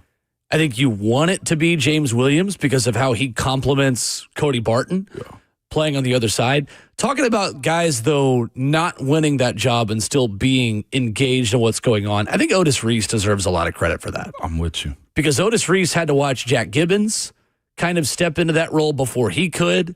Heck, this time last year, we were talking about Chance Campbell as a guy coming off injury. And I still hate so much for Chance Campbell, the training camp injury he had last season, because he was on his way to being a starter at inside linebacker for the Titans last season. The guy was on his way to really playing a significant role, and he's just had such rotten luck in terms of his injuries. But James Williams is a long dude. There are not a lot of human beings built like James Williams are. No. And not at that position, not really at any position. And to be quite honest with you, I think if Will, he can get the understanding of the defense down, knowing how to key and diagnose, like Coach Mack said, the inside linebacker spot, he could really transcend that spot. Now, I agree. It sounds crazy for me to say that because he's not a first rounder. Sure. And he's transitioning. But, Will, to your point, if he can match his skill set of being in coverage since he's played safety to being a linebacker, like James could turn himself into, I say this, and it's only just projection and potential, but he can turn himself into like a James Harrison type. Like, where did this guy come from? Like a late round dude. So is the hope, right? You know, like that's the hope that you have. Like if he starts to make plays and he's picking guys off like he's Keith Bullock or something, I mean, that's the ultimate like fairy tale story. I think that position can be a revolving door as the season goes, and that doesn't have to be a bad thing. No. Because week to week, based off of matchups, you have role players that can guard and cover and tackle different types of offenses. Some weeks you may need more of a run-stopping, key and diagnose, open field tackle ability inside linebacker against a mobile quarterback that has the ability to scramble outside the pocket that forces you to play 11 on 11 in the run game. Maybe that's a Cedric Gray week. Yeah. And then maybe you play against Tyler Warren. And maybe James Williams is the Tyler Warren stopper. To me, I see James Williams covering a lot of tight ends and being the guy that is following a lot of the Titans tight ends at the moment. And I think back to a few years ago, and again, this was a safety, not an inside linebacker, the way that Dane Cruikshank, Ramon, as a role player, wasn't a starter, but Dane Cruikshank could cover a tight end, and he would give you significant reps and a role in special teams.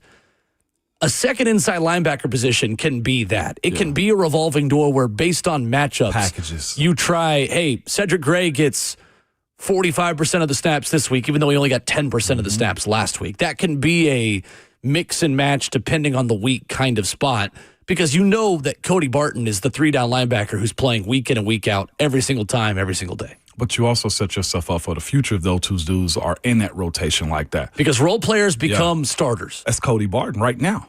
Role players become starters in this league later in their careers. He spoke about being behind linebacker in Seattle with Washington right now. Golly, he always Bobby Wagner. Yeah. He spoke about being behind Bobby Wagner for a few years before he started to get his chances.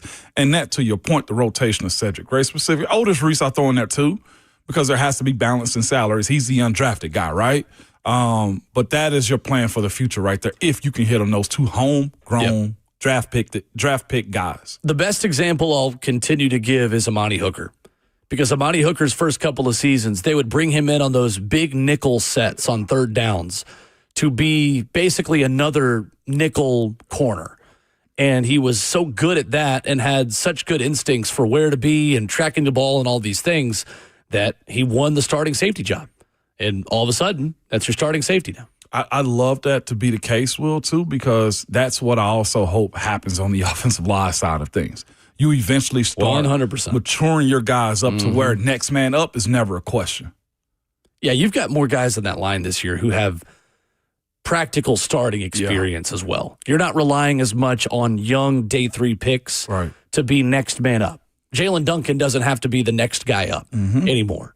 And Dylan Radins and guys like that. You feel like with Oli Udo and Mustafer and some of the guys that you've brought in, that there is legitimate starting experience on the second line of the depth chart.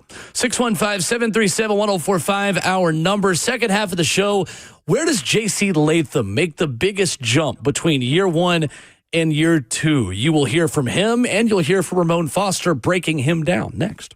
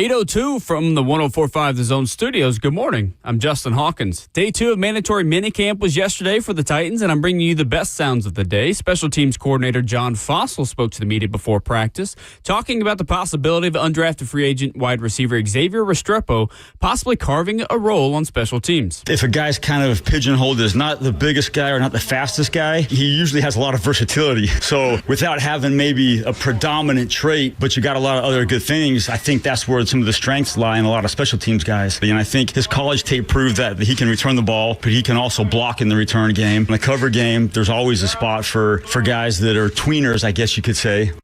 Day 3 of minicamp is today, and head coach Brian Callahan will be speaking to the media again ahead of practice at 10 a.m., followed by select positional coaches at 10:15. Of course, you can hear those pressers right here on 104.5 The Zone after hours on the Buck Rising Show. Tonight, Game 4 of the Stanley Cup Final in Sunrise, Florida, as the Florida Panthers hold a 2-1 series lead over the Edmonton Oilers. The Oilers have lost 2 straight since winning Game 1, but this postseason, Edmonton has not lost 3 in a row. The Panthers are the favorite tonight at -150, and the over-under goal total is set at 6.5 once again. Puck drop tonight at 7 p.m. on TNT. For all your foundation repair and waterproofing needs, visit USSTN.com. Breaking news at once on your home for the Titans and Vols. This is 104.5 The Zone.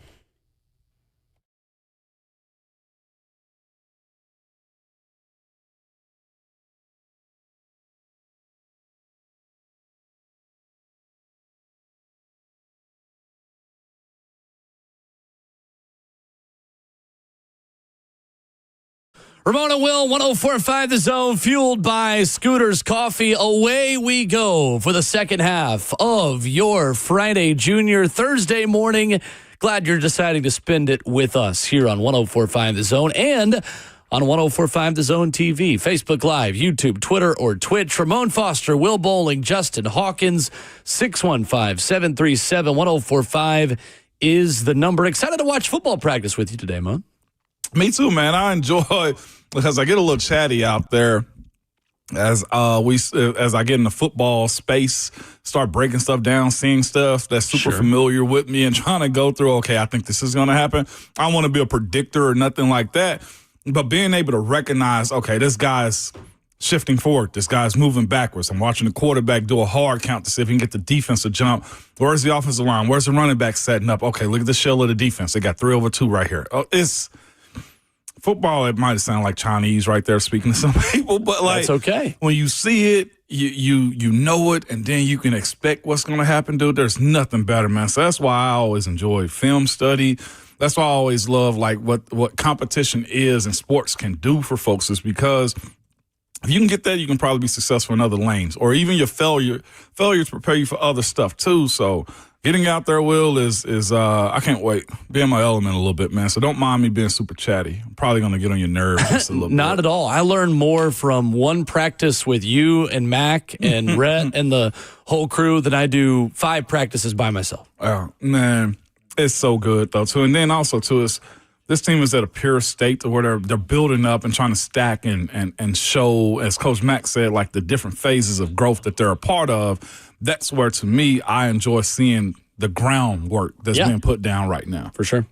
So J.C. Latham yesterday, we're going to hear from him coming up in just a few minutes about what he said after practice, what he said about the weight loss, the different technique, the different steps he wants to take. If you were picking one thing you feel like J.C. Latham was best at last season that you feel like we could see more of this year, what would it be? Specifically on this side, because it's almost a requirement, but it's running. His run blocking. I think that's something right there, using his strength, his size, even with the weight loss. I mean, what is he, like in the 330s, I guess, right now? Like, that's still a big human being. Still a very large man. You know what I'm saying? Like, and his ability to be able to move and use his power and use his ability as a power pusher, you know what I'm saying, as a power blocker, I think that's something I want to see more, especially with a guy like Kevin Zeitler right next to him, too. So he's got a guy that understands the role, even more so than Peter Skoronski did last year. So seeing him be in a spot to where, well, you might see more pulls from a guy like Peter Skoronski, because I'm going to say this in a crazy way, but the amount of meat pushing on the other side of the ball right now, just keep going. The amount you could have used another word. I know, than but like I'm in football coach mode right now. Okay, the amount of power that you have on the front side, that could be very advantageous. Power is a better word. There we go. That can be very advantageous to an agile guy like Peter Skoronski who can pull on the front side. That's where you see your counters, your gaps. And when you build off of that, you get the play action, what it seems like Cam Ward is real good at too. And that also to me will highlight JC's strong suit as far as being a body mover and having the capabilities of having Peter be a free up type of guy. That's what I'm excited for him on that right side is being able to designate how you block on the front side of it. This man really said meat pushing in the year of our Lord 2025. On Dad's Week, no less. That's appropriate on Dad's Week. Well, fair enough. See, you stepped in it with me, see? Fair enough. This is why you don't play with the pigs, man. If there's any week to push meat, it's on Dad's Week. That's what if you took away one thing from Ramon's analysis of J.C. Latham taking the next step, it's that. And we'll clean it right up by saying there'll be a lot of men pushing meat on the grills this weekend. You see what I'm saying? Look at you being a broadcast professional. There we go. Radio entertainer. That's making Brent Daugherty's bingo card at the end of 3HL. Yeah, right there. The Ramon and Will bingo card. Yeah. So the biggest adjustment then, what was J.C. Latham's weakness down the stretch last season? What needs to change this fall? My bad. I got distracted by somebody. You're still thinking about meat pushing. Yeah, my trainer hit me. It's like, hey, yo, stop. So that's on me. It is. His consistency down the second half of the season. He knows it. It was something that got flagrant after that Chargers game. His longevity, his stamina to sustain a full 17, not just a 17, but training camp. The 3 preseason games, the joint practices. He's worked on dropping weight and getting himself in better shape. I want to be able to see him consistently from week 1 be just the same as he was, or be just the same as he is going into week 18 and later in the season. That, to me, I think is probably one of the biggest jumps that he can make this year. Everybody starts the season off well. I usually tell my guys at the beginning of the season, get used to it. Well, at training camp, hey, how you feel right now, remember this feeling, because it's the last time you're going to feel this way in the next 5 to 6 months. And if he can sustain that with his strength and his ability to be well-conditioned, that's the part where I feel like I don't want to see him wane off the way he did last year. That point right there. Yeah, you are sore every day for the foreseeable future. And get used to it. Get used to it. Learn how to overcome it. But also understand this. It's not just you that's feeling this way. That's everybody true. else that you're with. The defense is too. Yeah. So capitalize on it, man, and get your rest. Take care of your body. Eat well and all those types of things. But besides from that, though, Will, his pass pro on the right side, I think that's also a huge sticking point for a guy like him. This team is going to pass the ball around. And Cam, it seems to me, is going to trust the pocket. He is. Probably more than he should. So far, yes. But that part from him switching sides, too. So here he is, post-practice. I was in on the scrum yesterday. J.C. Latham meeting with the media, talking about all this himself. Honestly, though, talking to my guys, and I want to put myself above nobody. Going into the offseason, everybody around me, including my teammates and coaches, we formulated a plan because what I put out there, especially towards the second half of the year, they knew it wasn't my standard.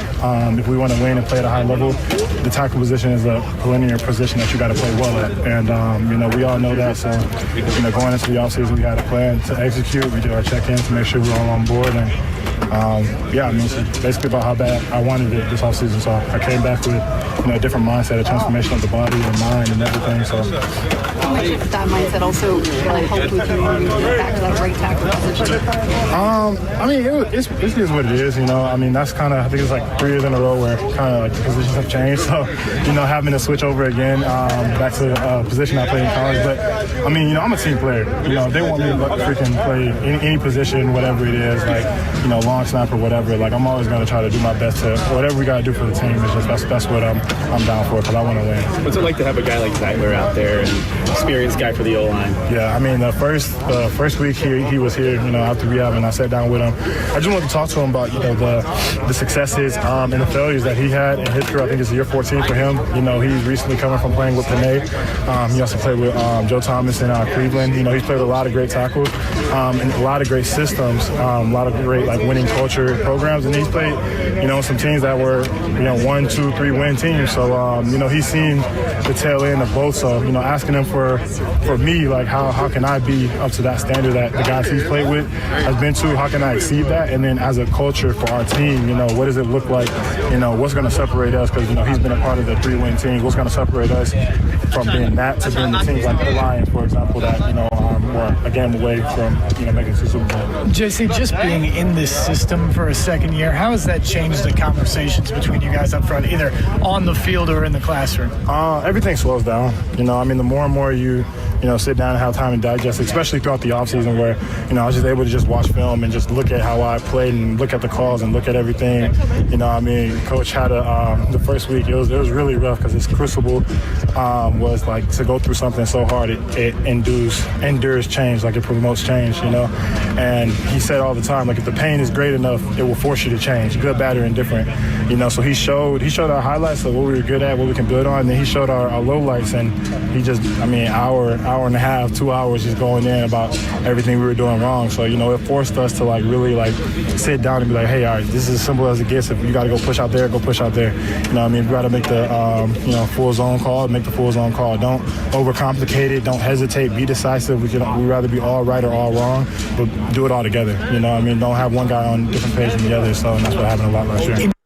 So that is J.C. Latham meeting with the media yesterday. I love the answer about the 2-hour meeting at the end of it. But, Ramon, the value of Kevin Zeitler there, put into words by J.C. Latham, of someone that's not just going to be a good player for this team at mid-30s, right guard, been in the league for 10-plus years, but someone who's been on great teams and bad teams and knows how to bridge the gap between going from a 2-3-win team to what the Detroit Lions were last year, the best team in the NFC in the regular season. That signing meant so much more than just getting a good player. Hearing JC speak about him for his own personal, sense and with the idea that, look, tell me about the greats that you've played with. And also tell me, Zeitler, about your good and your bad, too. But he brought up that point, and I actually just written it down right there because you have a guy that can communicate with a dude that's going to end up being your future cornerstones in J.C. Latham about how did you navigate winning 3 games, 4 games, and how did you guys turn that around?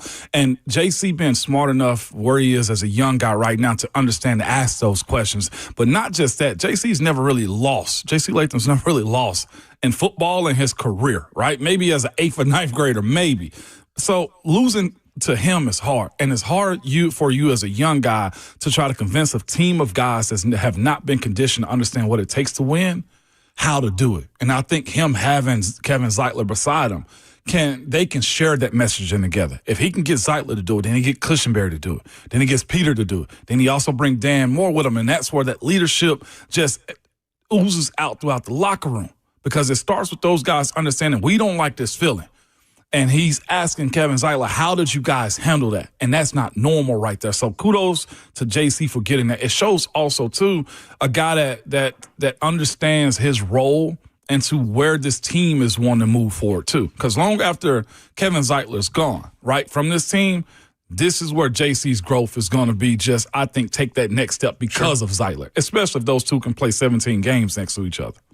Coming up, there was a Titans rookie I got a quick one-on-one chat with coming off the practice field yesterday. We'll play you my quick conversation with Titans tight end Gunnar Helm, plus an update from Adam Schefter 2 minutes ago, the latest in the Shamar Stewart Cincinnati Bengals saga, and an interesting twist to that story that we'll give you coming up next.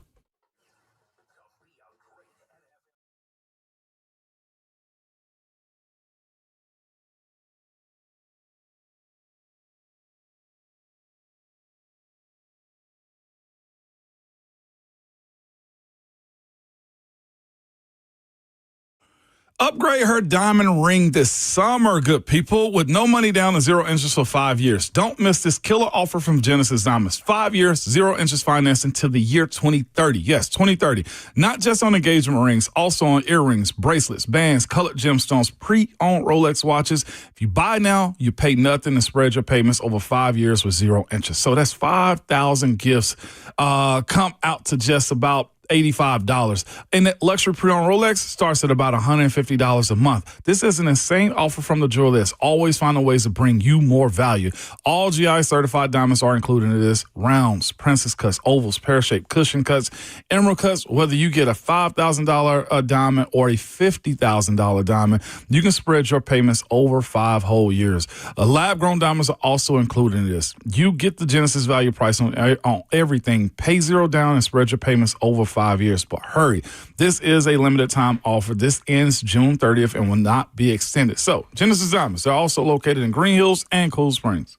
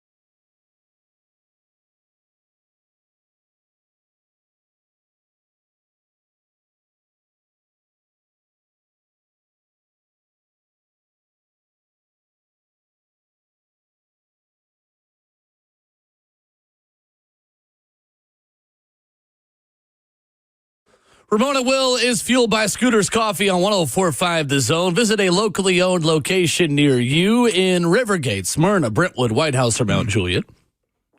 Ramon Foster, Will Bowling, Justin Hawkins.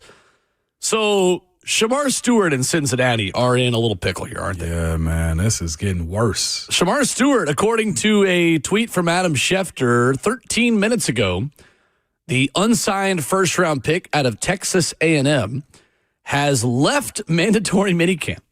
He had been attending team activities, but without a signed contract and with the Bengals asking for certain clauses, no longer. Oh, just Cincinnati doing Cincinnati things, Ramon Foster. And you hate that it's like, why is it the usual suspects? It's always the same teams. It's the same teams. And in this specific case, the same team, always. Yeah, this one, or respectfully, like Cleveland, have these type of issues at time. And I know let me say this too. It's not just because it's your rival. You are right. It's not. And that's what I was just about to say too. It's like every team got a little filth underneath their nail. Cleveland's not good enough to really be your rival either. I mean, it's been quite honest. The best thing they got going is Myles Garrett said he's adding Aaron Rodgers to his graveyard, his quarterback graveyard. Oh, lovely. Yeah, that was lovely. But my point is, like, the teams pull moves like this or set up contracts where workout bonuses are in them that probably aren't attainable. There are places that have like situations where weight bonuses is a part of it, or hey, per game bonuses and stuff like this. This is, right now we know this, for the most part, the rookie wage scale is set. Usually, let's go maybe 15 years ago, about 15, 18 years ago, like you had to negotiate those numbers where like they were very high. Now they're slotted. Cam Ward deal getting done as early as it did. Like Jamarcus Russell held out. You remember that? Like, oh, yeah. Because they were negotiating the numbers. This is where Cincinnati's dropping the ball a little bit. Right. Like, here you are as a franchise that's trying to reset your defense. You've had what I think is a good draft. You got a player that you vetted over James Pierce Jr. that you said, this is the guy that I want, right? And you were very selective of him. Yep. You know what his production can be for your team, and you need it. You need it in the worst way. You do. And my point of it is this. They're taking non-football issues and creating headlines that just aren't good. And getting emotional about it, I think, too. I think at doubling and tripling down and digging your heels in. Yeah, and that's where, like, all eyes should be, like, we shouldn't even know what Shamar Stewart's doing right now. So, according to the reporting we have, the reason this is happening is because Cincinnati is insisting on a clause that would void Stewart's remaining guarantees in the event he violates his deal. That's Mike Florio, Pro Football Talk, who had that report yesterday. The organization has never done this with its first-round picks. Never. They are trying to use Shamar Stewart as a guinea pig to see if they can set a precedent for future first-round picks that says, in the event your career goes south or you have off-field issues, we not only void that year, we void your entire contract. And Shamar Stewart says, I still go to meetings, I still study my playbook, taking down the right notes. Whenever I get free time, I go out to train. But to me, Ramon, what kind of message are you sending to the rest of your players about how much minicamp matters? To say, we care so little about you getting practical experience playing football with us that we're willing to let you sit over there in the locker room while everyone else works because we want this one little clause in your deal. To me, that's the message it sends. We just don't care about mandatory minicamp as an organization. Honestly, this isn't even really that important because if the Bengals thought these practices were important, if they really felt like this could help Shamar Stewart, they would have already relented and gotten this deal done. But they're not. They're not. And that, to me, sends a message to the rest of your locker room to say, what we're doing doesn't really matter because we're willing to just have a standoff with our first-round pick over it. It's doing everything except making your team better is essentially what it's doing, too. And it's a distraction at this point. And I think Cincinnati lost this public perception, too, just on the basis that most people, I think, are siding with Shamar Stewart on this. So, like, you guys have never done this before? This guy's willing and ready to start work. You want to allow him to? And yes, I'm saying won't allow him to because it almost seems like whoever's made up their mind to put this clause in there has really screwed over the team in a sense, because it's almost a non-factor. And the other part is, too, I was talking to them yesterday, Robert Walsh, and they were saying his agent is also in a position that this is his first time around the moon doing this deal. And if his agent takes this deal, it sets a precedent for everybody else behind him. Mm-hmm. One thing agents and players don't want to do is lower the market or take something that you're not supposed to, because when you start doing that, you'll never go back to the old ways. And you know what's even worse behind this just being Shamar Stewart? Shamar Stewart, had like 4 sacks, if I'm not mistaken, over like 2 years or something, maybe 6.5. What I'm saying is, it was more projection than it was production for him. Exactly. And they need that, because you know why? Trey Hendrickson is going through the exact same thing. 4.5 career sacks for Shamar Stewart. So it's almost in a sense, Will, like Shamar Stewart probably be a rotational guy. Yep. Right? But then you got another scenario with Trey Hendrickson. And you also just released Jermaine Pratt, who immediately got signed to another team. Now, there may be defensive philosophy, et cetera, why he got cut. But this for Jamar Chase, T. Higgins, for Joe Burrow. Who don't have this clause in their contracts, by the way. That's the other key of this. But defensively, like, we've seen, how many teams have we seen? I feel like one of Kansas City's Super Bowls were mostly offensive, right? That's the only one I can really think of. I mean, it's hard to win a Super Bowl and only have one side of the ball be elite. That Cincinnati season last year, Joe Burrow was lighting it up. Heck, look at Detroit when they got so banged up on defense and they couldn't stop a nosebleed at the end of last season or in the playoffs. They wasted a historically good offense because they just got so banged up on the back end. Yeah. Mike Florio says, to answer the question on YouTube, again, Facebook Live, YouTube, Twitter, or Twitch, where you can join us, Jael asks, did all the other Bengals rookies sign that clause? No. They did not. Jamar Chase did not in his new deal. T. Higgins did not in his new deal. So, according to Mike Florio of Pro Football Talk, the Bengals want to include a phrase that, again, causes a default in the current year to trigger a default in all remaining years. So the difference being, typically in this circumstance, money would be voided for 1 year, the year that an off-field incident occurred or something out of their control occurred. This would void the entire contract. So a default in any given year into a void of all remaining guarantees.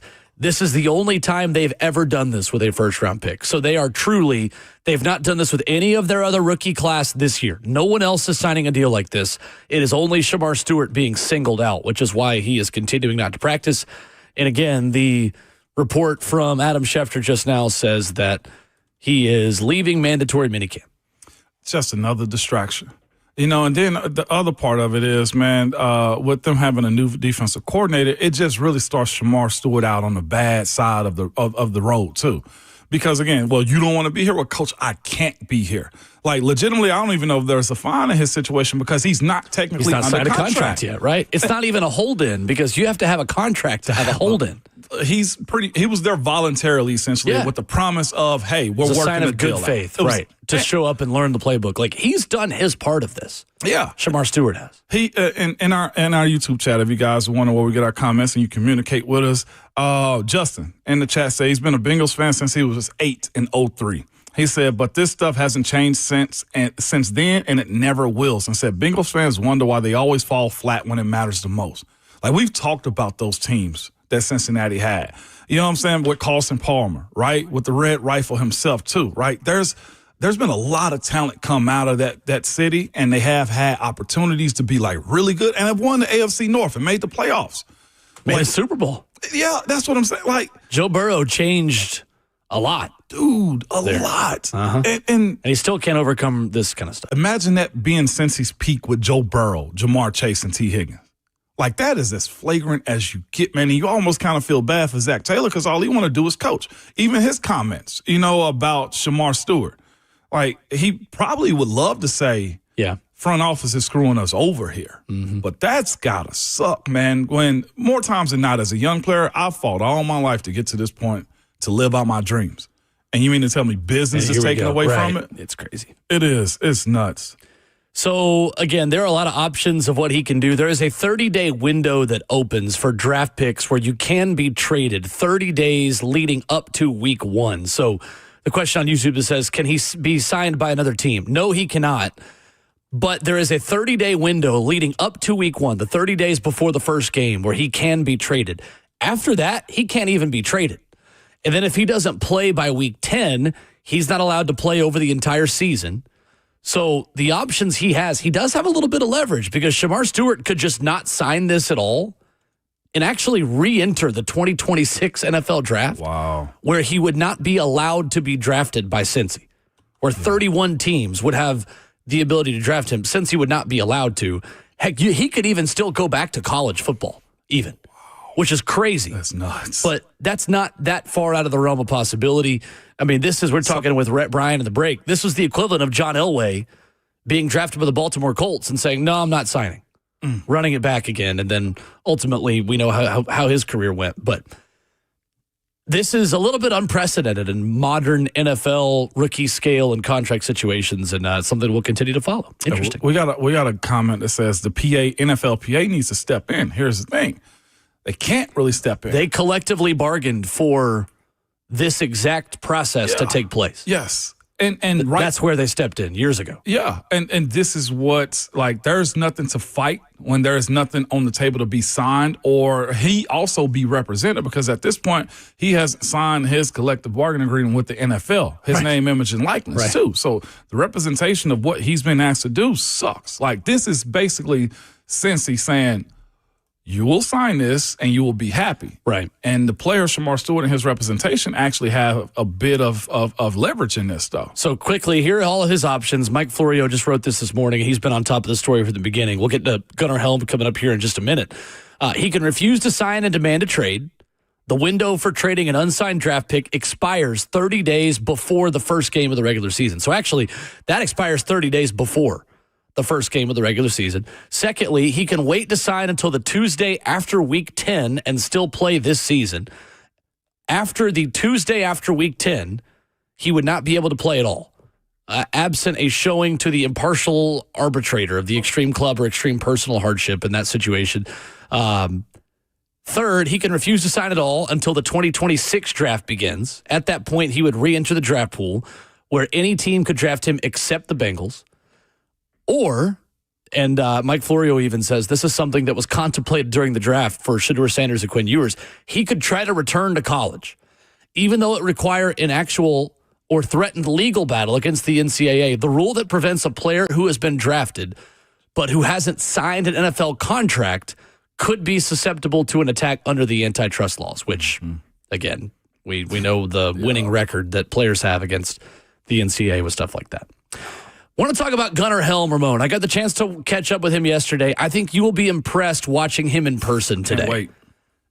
Buck Rising said it earlier this week. I think it is going to be hard to keep Gunnar Helm off the field at the tight end position. I had the chance to catch up with him after practice yesterday. How confident are you just from the day you got here to now? Where do you feel like you've maybe made some improvements so far? Oh, leaps and bounds. I was actually thinking about it today, talking with some of the vets today. And, we all agreed that just being a rookie tight end in the National Football League, there's a lot being thrown at you, especially in this offense. We're expected to do a lot in this offense, and it's nothing that I've never seen before. Just getting used to, the speed of the practice, the vocabulary used in this offense, what the motions are called, the snap count, just kind of everything juggling in your mind and getting that down. But I mean, back to your original question, like I said, leaps and bounds. I feel like myself, almost myself again. Coming from Texas, coming from a Steve Sarkisian offense, just how much do you feel like that system and that program prepared you for the step up this year? Oh, absolutely. Yeah. I mean, everything we do. Coach Stalker actually said the other day, I know you guys checked into a lot of this on third down too. So, really everything from the tight end screens to the drop back passes to the run game. Everything is implemented at a very professional and high level, just like it was at UT. What's impressed you with Cam and just the growth that he's had, and how much communication does he have with you saying, hey, on this play or on this certain situation, I want this from you? Kind of what's that dialogue like between you guys? Yeah, it starts in the morning time, just kind of watching some game tape. He tells us how he wants it and just kind of the timing that he wants. So getting that chemistry down with him before we actually come out to the field has been everything. I know exactly where he's going to put the ball. I know exactly where I need. I know he's going to be on time. He can never be late or early. It's up to us. You've had some battles with some of the linebackers and safeties. For a guy like James Williams, who's a linebacker, who's played a lot of safety, just what have you seen from him? Just kind of what have those battles been like with some of those bigger guys trying to cover you? It's been great, just real NFL linebackers. I guess just scarring that into my game, just playing against great linebackers like James and the rest of them. And, you line up outside and they're pressed up over you and, everything starts going through your mind, like how can I beat this guy? Converted safety, playing linebacker now. I know he's going to be fast. I know he's big. I know he's long. What can I do here? Everything's kind of juggling in your mind, and then it's like, oh, shoot, the ball snapped. Now I got to beat him. And, it's been great. Iron sharpens iron. That's Gunnar Helm talking with me yesterday, unfortunately calling Texas UT. I was going to say, you should have gave him a go Vols. Well, Luke Stocker is his tight ends coach. He's got a Vol who went to UT, who's coaching him. Me knowing Luke's got to be leaning in. That is more offensive than Xavier Estrepo saying crap and then apologizing for his language, which was also hilarious on Tuesday when Restrepo talked to us and he looked at me and goes, oh, sorry for my language. And I just said crap. I'm more offended by this. I'm more offended by Gunnar. No, in all seriousness, though, I do think there are some similarities in what Sark had him doing and what Brian Callahan will have him doing. And you talk about a player that is able to have success right away. It's when it feels like you're at just another year at Texas. And Brian Callahan's talked about with Joe Burrow, we wanted it to feel like year 3 at LSU. I think for Gunnar Helm, there's not a major adjustment for him to make in terms of the processing and what he's being asked to do based on what he was doing the past couple of seasons. No, and then he also just spoke about the baseline that he's just getting, early on, just understanding what they're doing. And it's even better, too, on Callahan and his crew to understand this is how you craft success. Not make them comfortable, make them very familiar in what they were good at in college, especially in that first year. And then you can start to build off of that. That's what it seems to me Coach Callahan is doing with Cam and everybody else, hearing that he said that Coach Luke Stocker said about his routes and stuff again, too. Like, you can try to create a whole new playbook, but the best way to get the best out of your guys is to keep them familiar, or at least keep it to where you switch the name maybe, but the concept and the play remains the same. Gunnar Helm's just always in the right place at practice right now. It's early. It's June. He quickly has established a rapport with Cam Ward. I think Gunnar Helm, it's not crazy to think he may lead Titans tight ends in catches. Talked about this early this offseason. I'm not going to say yards because I think Chika Okonkwo still has that explosive play ability where you do. I do. Well, just from athleticism, right? Yeah, the ability to run after catch, to take a 10-yard round and turn it into a 30-yard gain, with right? a competent quarterback, too. But I think the level of consistency you're seeing from Gunnar Helm should excite you, and that if he can be a red zone target for this team, I think that is where he really begins to establish a role for himself. I will not be shocked if he leads Titans tight ends in catches, in just receptions this season. I would even say this too, Will. Just being able to catch the ball in combat situations. That's what I'm hoping, because I do think that's one of Chig's and one of Josh Wiley's weak points is, can they catch combat passes, like catching the crossing routes and stuff like that. Cool, but with Gunnar's size and his ability to find an open spot on the field, that's where I want to see him shine, to be able to get more receptions, to your point. I don't think that's too high of an expectation to say he could lead this tight end room in catches. I'm not going to predict it. I think if you were setting odds for it, Chika Okonkwo would still be the overall favorite to lead that room in catches. I think at the very least today, Ramon, Gunnar Helm would be second on that list for me. I think he's tight end 2 pretty quickly in this team. Maybe not right away, maybe not week 1, but I think Gunnar Helm is playing himself into a role where he is a favorite target of Cam Ward. And you know how it is with rookies who come into a team together as well. Cam Ward and Gunnar Helm being in the same draft class matters. And also, too, with Arroyo being the tight end in Miami, Cam's familiar with dishing the ball out to guys like this, too. You know? Elijah Arroyo? Yeah. Yeah. That's it. Sure my name. And the 9th-year guy, Cam McCormick. Oh, yeah. 9 years. Yeah, he could have got 2. He could have been a doctor. Dr. Cam McCormick. If he didn't utilize that education down there to become a doctor, something wrong. 615-737-1045. We do have good news for UT, the one that, is UT, and that's the reason why the state of Texas exists. We'll talk about that next.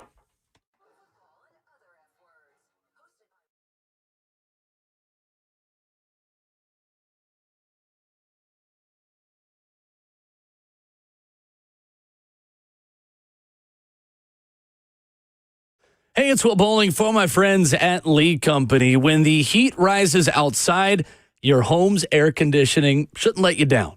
The Lee Company team is here to help keep you cool and your system running at its best with award-winning AC services. Yeah, we love the sunshine. We love the summertime. We love the better temperatures. But listen, in Middle Tennessee, we are quickly going to be up there close to 90s, close to triple digits. You got to make sure that AC unit is ready to run as efficiently as possible. Whether you need a quick repair, seasonal maintenance, or you want to upgrade to a new unit, Lee Company gets the job done right.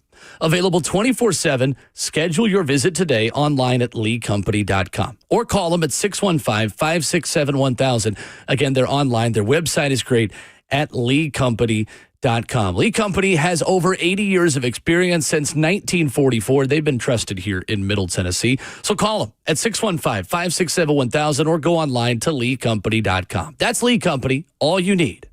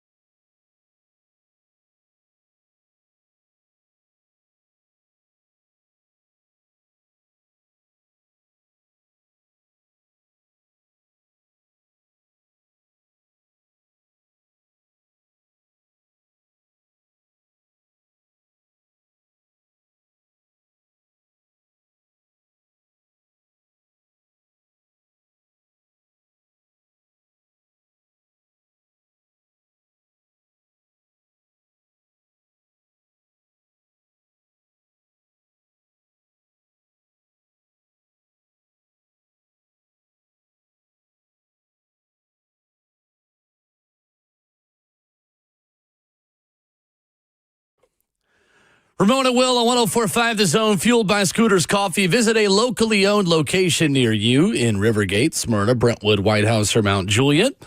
Amazing people, amazing drinks, amazingly fast. We have gone amazingly quickly, Ramon Foster, through this morning show. 3 down, man. Talking a lot of Titans football. Sprinkle in a little bit of Vols news for you. Brady Frederick, the SoCon Pitcher of the Year, who played his high school baseball at Bearden in Knoxville, played his college baseball at East Tennessee State. I was on the call when ETSU upset Tennessee, and he went 3 2/3 in that game back on March the 18th. Commits to Tennessee yesterday and was wanted by a who's who of teams. I know Vanderbilt was in on him as well. 8-2, 2.67 ERA, struck out 76 batters in 77 2/3 innings. I wondered after the game when they shook hands that Tony squeezed his hands 5 times. Hey, buddy, call me. You get 5 times the money here. Because he did deal in the game. You called that one, so I think you did a down and back that night, if I'm not mistaken. I did. Yeah. And it raining too? Yes. Yeah. Hard. I survived. Rain, no moan, remember live what to the tell the homies tale. do. Yeah, live to tell the tale. But to that point, though, ETSU had a solid team to walk in and kneeling and take over that trap. So much so that Brady Frederick is one of those dudes to me that walks in with the most stock moving forward, too. I beat you guys. You had to come get me. But I'm sure that won't be his attitude. What I'm getting at is this. If you are good enough, and you are the type of recruiter that Tony Vitello is, you're going to go find him, and you're going to go get him. The same way he did with snatching 2 guys from, what was it? Ole Miss last Brandon season. Arvidsson. Ole Miss also. Ole Miss was Andrew Fisher and Liam Doyle. Yeah. Brandon Arvidsson was A&M. It was JUCO, but originally was at A&M. And what's even cooler, though, too, for a guy like him that played at Bearden. Probably wanted to be recruited by UT coming out, but now he gets that opportunity to go back home where, I ain't going to say where he wants to be because I'm sure NIL is a part of this too. Sure. But this is where losing Liam Doyle this year, also in, what's his name? Marcus Phillips. Yep. You restock just that quick. Mike Wilson wrote about this at the Knoxville News Sentinel. There is a clear priority from Tennessee to add significant talent to its bullpen. That's what Tony Vitello has already done. This is also the second submarine pitcher that Tennessee has added. Tennessee has submarine. Yeah, that's right. He does side armor. Brady Frederick is a big-time side armor, and I think he will slide into that Tennessee bullpen. Clay Edmondson of UNC Asheville, Mason Estrada of MIT, and Bo Ruddy, which just sounds like a baseball name, of Kennesaw State, all guys that are in there. Those are big-time relief options, almost all of them. I think Edmondson is the one that could factor in as a weekend starter, but that was a struggle for Tennessee this year. That's something they're not used to. They struggled closing out games. They struggled defensively, but they really struggled in that bullpen and the depth of it overall. And clearly, Tony Vitello has taken issue with it. And also, clearly, here's the other thing, Ramon. The House settlement's not going to change what Tony Vitello is doing. If you think that Tennessee is going to spend hundreds of millions of dollars to build Tony Vitello a baseball stadium and then get outspent and not give him what he needs, you are throwing hundreds of millions of dollars just into the trash. Just throw them in the Tennessee River. Why would Danny White renovate Lindsey Nelson Stadium and then let his baseball team just fall by the wayside because of the House settlement and give him only 5%?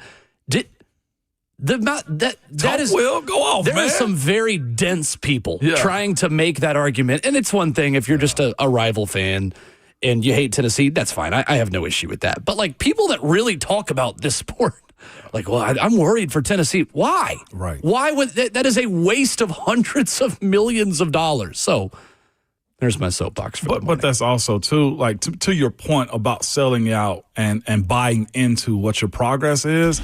I know Schlossernagel pretty much the now Texas coach pretty much wrecked, I guess, what A&M had going on too, and you saw that this year. Right, and I know Tony Vitello and his situation ain't the same, but A&M is a very prideful school with a whole lot of money with a very beautiful baseball stadium. And those are the things that you can't do because I feel like when you have that drop-off like that, it is so hard to get back. Because I look at a team on the football side, and football's a little bit harder because coaching and players matter and the stars and how you recruit. But Mississippi State is a very competitive football program. And the way they backtrack, man, and their wins and losses, It takes a long time to get back to that. So when you're good, you got to keep it sustainable. And that's where to me, the NIL and transfer portal has to be a huge part of your program. It just does. Totally. It's a necessary evil at this Especially point. in a sport like baseball and basketball, I'll put in this equation too, where you can really get better and be a late bloomer by going somewhere else and learning how to change your craft. Like if you're a football player that's not just bigger, stronger, and faster than most other football players, you're going to have a tough time. Mm-hmm. But in more skill-based sports, and don't get me wrong, there is a incredible amount of athleticism involved in basketball and in baseball as well.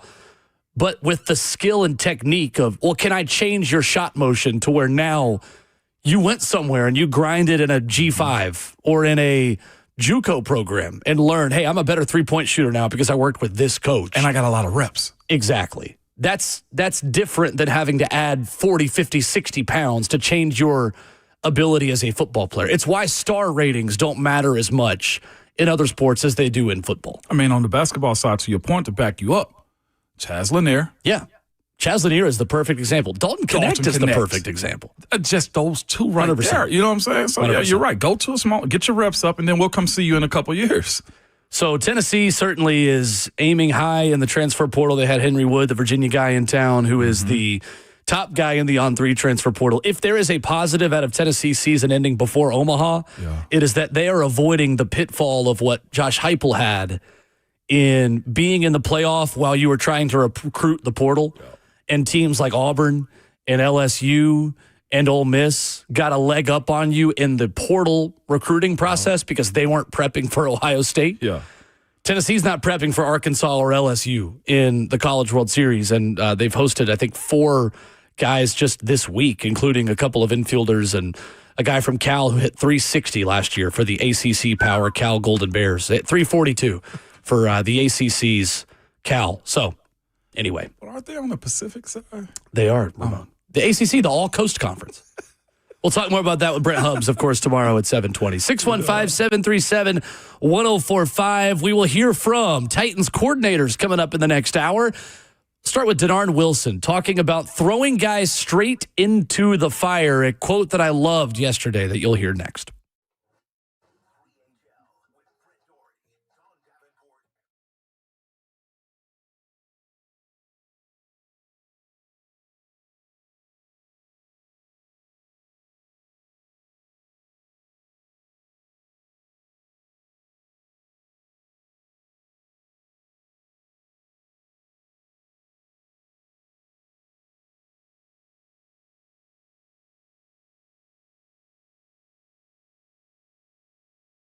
It's Ramon Foster for Hiller Plumbing, Heating, Cooling, and Electrical. Good people, man, I'm here to tell you, man, it is going to get hot and steamy more than anything, the humidity of it. You want to keep the inside of your house cool, crisp, and just comfortable. And one of the companies that can do that can solve many problems, whether it be your plumbing, HVAC, or an electrical emergency.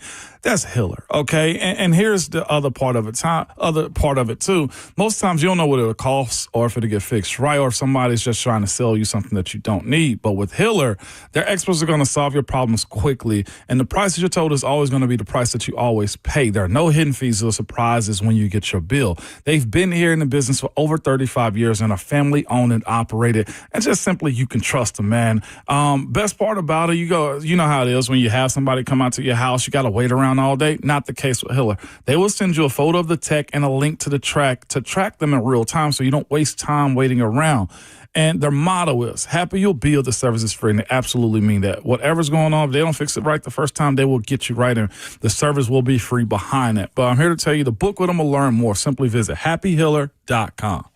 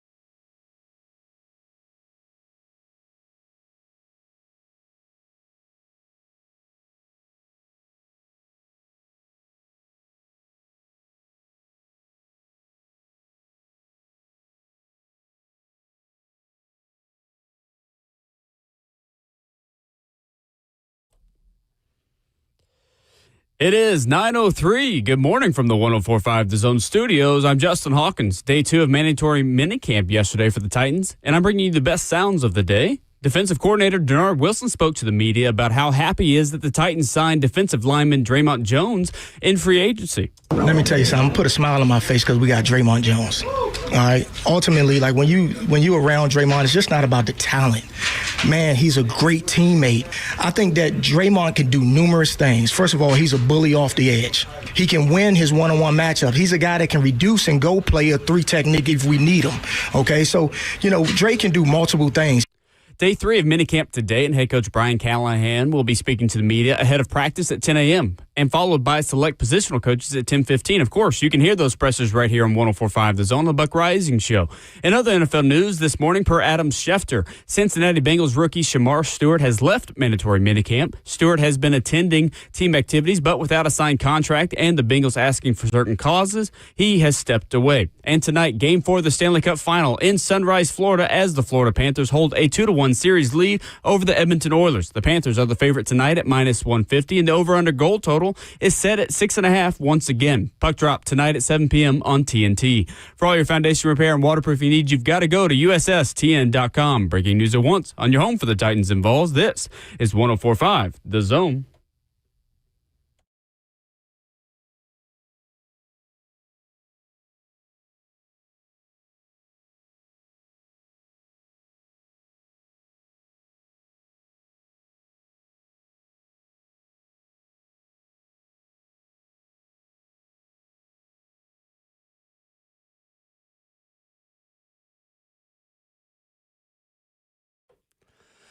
Thursday morning, hour 4. This is Ramon and Will, fueled by Scooter's Coffee. Visit a locally owned location near you in Rivergate, Smyrna, Brentwood, White House, or Mount Juliet. Scooter's Coffee, amazing people, amazing drinks, amazingly fast. We've got 5 hours left in the week, including tomorrow morning, of course, with Brent Hubbs and Ron Slay. And today, I will be joined at practice by Ramon Foster. It is I. So we will both have takeaways from whatever we see today for the final day of Titans minicamp. Final day, really, do you sign each other's yearbooks? It's have a good summer. Hags. Hags. It's what you're telling your teammates, because these guys will be on a beach or on an island or in Miami. Yeah. Probably by the end of the weekend. No doubt about it. As they should be. They work hard. Yeah, but that only lasts, about 10 days. About July 4th, and then you're ramping it back up. And then you also call yourself actively resting, too, because you need to be doing something in this off time, because Coach Mack somewhat set it up earlier as I asked him that question, like, what the foundation that you've laid down, don't lose it. Don't lose it because you go to Vegas and go on a bender for 4 days, and next thing you know, you just forget to work out. Like, absolutely not. Do not do that. Like, keep the main thing the main thing. And that's why it's so important. Like, when guys are locked in, stay locked in. You can have your fun and go about your way. And as Will said a second ago, hit your vacation. Have that downtime, because you know when you get back to the mainland, if you go out of the country, it's serious moving forward. And that's super unique, man. And one of the things, too, that Coach Mack brought up that I always thought was pretty cool is we were in today's meeting with that guy. Like, so it was funny when Coach Mack was talking about it, don't be that guy. Like, that really meant something, because we had a string of, like, guys get arrested and stuff like that. Throwing it up on a police scanner, please. And Coach Tomlin just put it up there. Yeah. The transparency, man, almost made you uncomfortable. But he just let you know, especially like in one of those rebuild years per se, if you end up that guy. So you're only 9-7. Yeah. Come on, Will. Rebuild in Pittsburgh or not? That's a paradox. A Pittsburgh rebuild. Give me a break. Champagne problems up there in Pittsburgh. Can't cry from the yacht, baby. That's wild. But in those moments, God, this team gonna turn it around. Will, just keep holding on, man. The Titans gonna turn it around. But what he was getting at is, if you're taking away from our focus, that guy will no longer be here. We'll talk about that guys you leaving out of the building. And that is so important, because athletes, man, just in general, I speak for myself, I just think we're invincible at times. And so you find yourself in predicaments on South Beach, or especially young people who also think you're invincible in your 20s to begin with. With new money now. So then young athletes who have money. Yeah, I don't judge anybody who finds themselves in a sticky situation because I think a lot of people in the world would make some more questionable decisions given the resources, the level of attention, and the level of finances that these guys have. And it's a lot to ingest. No, I'm not looking down at anybody for sure. It'd be hard to manage all that. Yeah, no doubt. So, but that's the main message, I like it. Well, I liked this yesterday. Man. Yeah, it's all right. Take the surprise out. That was good. Denard Wilson yesterday. Rookies will be in town a little bit longer as rookie orientation things continue, and that's when you go do stuff, community work, and you go get around Nashville. You understand more about the city you are in. It's where they go take visits of like the Ryman and go to the Grand Ole Opry. Like it's time to do things like that maybe sometimes and things that you bring in as a team to help rookies get acclimated to pro football. Have guys find apartments. Yeah, 100%. Denard Wilson talked about that yesterday, though, with on-field work as it pertains to Femi Oladejo and throwing him into the fire. I liked this a lot from the Titans, DC. Well, look, this is how I was trained, and all the coordinators I've been around, and even back to when Buddy Ryan was a defensive coordinator. You throw the kitchen sink at him. You throw the whole playbook at them, and you see what they know and what they can retain and what sticks. And then once they understand the conceptual, the basic stuff, then you see what they can do. Then when you get in the games, you peel back. Because now you master what he does well. So right now, we throwing the kitchen sink at him. We're not slowing down for anybody. The train is moving. If you come in here as a free agent, you come in here as a draft pick, we're staying on the same course, and you got to catch up. Remember, they are professionals. So it's kind of like if you're in band class in high school and your band teacher says, all right, today in rehearsal, we're going to try jazz. Tomorrow, we're going to do a symphony from Mozart. The next day, we're going to play rock. We're going to play Metallica. Try a little R&B the next day. Whichever one you play the best in rehearsal, that's what makes the concert. It's essentially what Denard Wilson is saying. I want to throw everything at you, but I'm watching closely on what you actually do well. Yeah. Because if you fail at these certain pressures or packages, we don't need to throw that out there in front of people. Absolutely. Nobody needs to see that. That can just be for me. But let's handle this because you got home on this, or you picked off Cam when we ran this certain coverage. It's the idea, Ramon, of experimentation this time of year. And it's why you have to take stats with a grain of salt when you digest training camp and especially mini camp, like statistics. Yeah. These coaches are trying different combinations of players and trying different schemes that they know the guys might fail. And it might not just use either throughout the entire season. You may say, no, we're going to scratch that one off the list. Yeah, 100%, but it's 100% correct because you was like we talk a little bit about like the NFL playbook and how big it can be. And Denard's right because and this is where also where that's why I feel like I got to protect guys by people saying like athletes are stupid or something like that, because the ability to learn and also go out and execute what you just taken in, it requires a lot. And that's why, like I said, a lot of times we've seen some phenomenal athletes come in and out of the building. Will, I'm sure you've seen something like that guy's a dude. Oh, yeah. But can that guy take what he's learned in the playbook from the whiteboard to the practice field to the game? That's the separators of what guys make it and the guys that don't. Like, there is certain stuff that you can be. You can go be a crash dummy and play on special teams for a while, but that career is short because those dudes don't usually get paid a whole lot, so they always recycle those guys out. You want to be a position player to where you can get out there and your team can count on you, and that's what Denard Wilson is telling you. Like, this game is mostly mental. The physical part everybody possesses, and it's good to hear him challenge those guys in that realm to, look, this works for this guy in these situations. We spoke about it earlier, Will. Now you got me on a tangent. We spoke about it earlier. We were talking about the three-headed competition at the inside linebacker position, right? And that's where you throw that at those three guys, and you say to yourself, who's doing it the best? Right. And Will, here's the other part behind it. It may not go to the best athlete. It might go to the guy that can execute what he want him to the most. Sure. And you'll have dudes, man, well, I'm a way better athlete than him. Don't matter. You can't execute the plan the way Coach Denard Wilson wants you to. Agreed. I think Femi Oladejo is someone you'll enjoy watching today. I know you don't like watching defensive linemen. I like the young ones because you can train them up if you beat them down. I'm joking. Yeah, okay, there you go. You had it back for me. We're playing ping pong there. I should have let you finish. It looks like you were building an edge rusher in a lab. Yeah. just in terms of the physical makeup and what the human being looks like.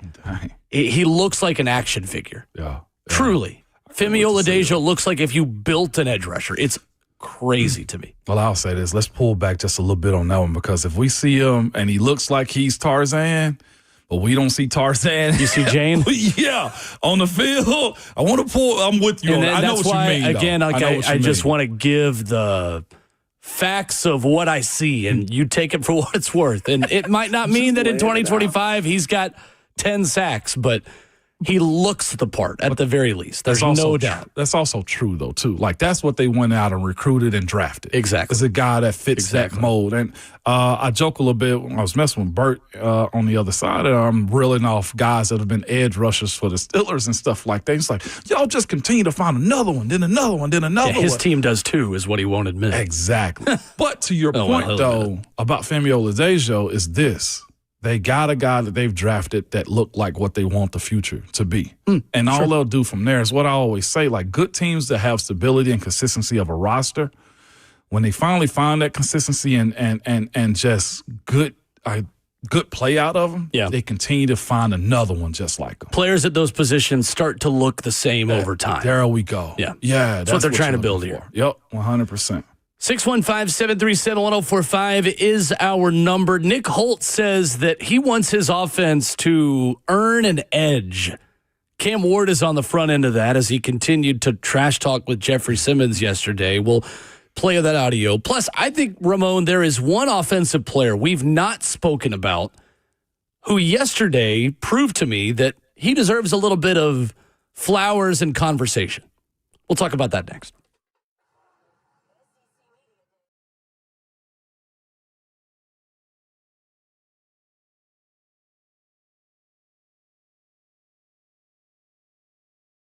Listen up, good people, man. I've been going to see Dr. Ashlyn. She knows how to help an athlete. She knows the athlete's body and the trauma your sport or position can cause to your body and the wear and the tear from it. From active athletes needing some help to stay on the field to older guys that are now off the field but can feel the pain of the days of your work. And listen to me, she has extensive knowledge and the top-of-the-line equipment to get you better.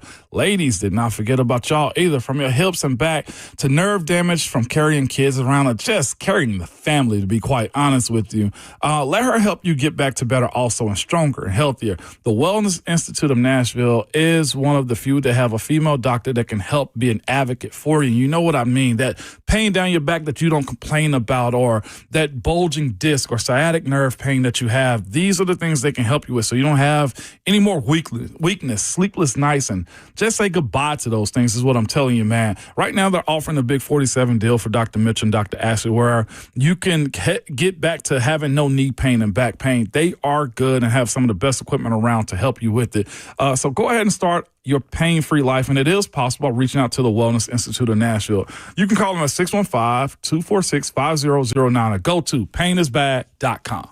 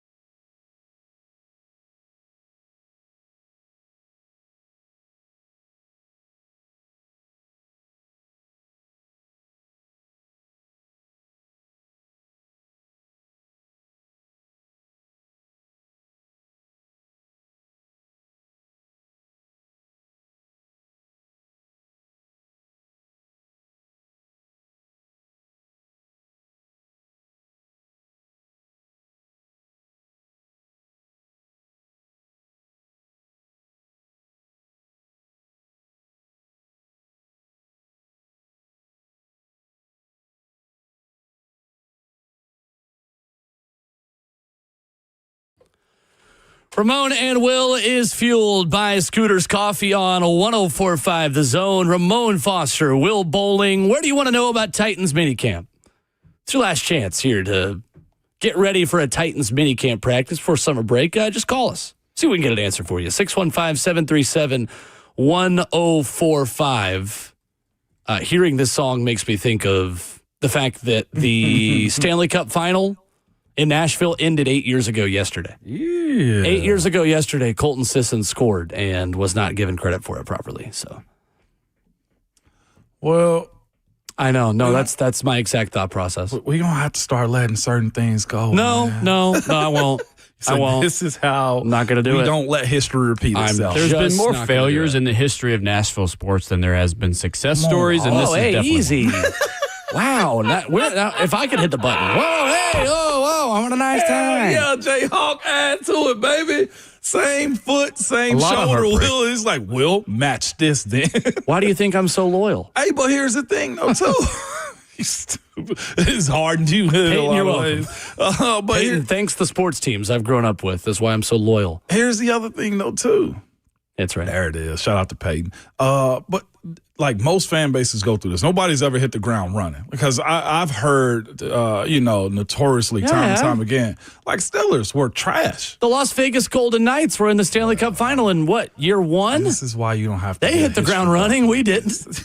They got to build a super team with their expansion draft. We got to build nothing with our expansion draft. Because they changed the rules. With the Predators. Exactly. That's what I'm saying. I thought we was talking about football because I was going to say the Titans made it to the Super Bowl. Well, football, yes. Yeah, football is football, different. sure. But I'm talking expansion teams. Okay, that's the rules fair. were changed. That's fair. It's fine. I tried. It's fine. I'm fine. No, it's not. So, Denard Wilson and Nick Holtz met with the media yesterday, Ramon, and we're going to hear more from them here as we continue in hour 4. I wanted to talk a little bit about a receiver, though. Mm-hmm. I think James Prochet is a dark horse to make this roster. We ain't talk much about him. And again, June 12th is not the time to talk about making the roster, not making the roster. I get it. But for that position, considering it's 7-on-7. Well, considering what his return resume looks like, James Prochet had a great day yesterday. It's just one day, but he had 3 catches yesterday, a deep ball from Tim Boyle over the top of the defense. I may have asked someone yesterday, what does Tim Boyle do here? Because he doesn't throw a lot. I'm told he is a great game plan guy. He is a guy you want in the QB meeting room. Okay. But I almost feel bad for Tim Boyle. He's just standing there behind Cam and Levis and Brandon Allen, just twirling a football in his finger, just vibing, just hanging out. Here for the vibes. But he had a beautiful ball over the top to James Prochet yesterday, and James had a one-handed grab on a pass from Cam Ward, a pass that was a little bit behind him, actually, and Cam was kind of frustrated with where the ball placement was. Prochet made it work. 5 seasons for James Prochet, not someone that I think is going to be a major contributor as a wide receiver. 3 catches for 21 yards for Cleveland all of last season. His career high in yardage for 1 year is 202 yards. However, last year as a punt returner, 19 returns for 172, 9.1 yards per punt return. 2023, 22 returns, 197 yards, 9.0 yards per return. He did fumble once, both of those seasons, each of the last 2 seasons. Had 3 returns for Baltimore back in 2022. John Fossil, Bones Fossil, is one of the best special teams coaches in this league. I think Ramon has the sway in that building to say, these are the guys I want for my special teams unit. There is a chance that James Prochet ends up being one of those guys. It's just more competition for Xavier Restrepo and Mason Kinsey to make it more challenging for those 2 guys to make this team. But it also lets you know the guys going to have to go get it on their own merit, right? On their own merit and their abilities to help contribute to this team. And that's where I think it does get a little bit problematic for a guy like Xavier Restrepo, though. Is just based on the fact that you don't know what his special team commitment is going to be like moving forward. Can he? I don't think he's in a position to be a gunner. I don't know how good he's going to be as far as him on punt protection. But you got a guy in James Prochet, man, that's been around this league that's played some, I don't know if you want to call it big time ball, but he's been on some teams that have won some football games in Baltimore, number 1 where he was drafted, and also Cleveland where he's played his role too. I like the facilitation of competition. We can fall in love with Xavier Restrepo as much as we want to, but having a special team coordinator like Bones Fossil, you have to know he don't care about your name. It's production for him. 100%. Top Tier asks on YouTube, who gets left off the roster if you keep Prochet? The thing is, I don't see a world where they're keeping 4 slot receivers. Because if James Prochet makes the roster, I don't think that means I think it's Prochet or Restrepo. Who's our locks? That's where we should start first, because I'm trying to figure out how many locks do you have at wide receiver? At wide receiver, I think your locks are Calvin Ridley. Yep. The 2 draft picks. That's 3. Elikiah Manor and Chim Dike and Tyler Lockett. I think Van Jefferson. That's 4. I don't think Van Jefferson is a lock. I think Van Jefferson is a lean to make the roster. I don't think Van Jefferson is a total in Sharpie. Yeah, that guy's just on the team. Do you? No, I don't think so. Just because it's a 1-year deal, not much money given up front, right? And this has been his role. He did a 1 year in Pittsburgh, if I'm not mistaken, too, and not a big role himself. And as a veteran, vested veteran, if he makes your roster in week 1, correct me if I'm wrong, his deal is fully guaranteed for the entire season. Sir. So that, again, is the challenge. That is why you see a lot of your roster is really set in week 2. Yeah. We talk a lot about the initial 53 being the initial 53. The week 2 roster you have where you can go pick some of those veterans back up. That way their contract is not fully guaranteed for the entire season is really closer to what your roster actually is.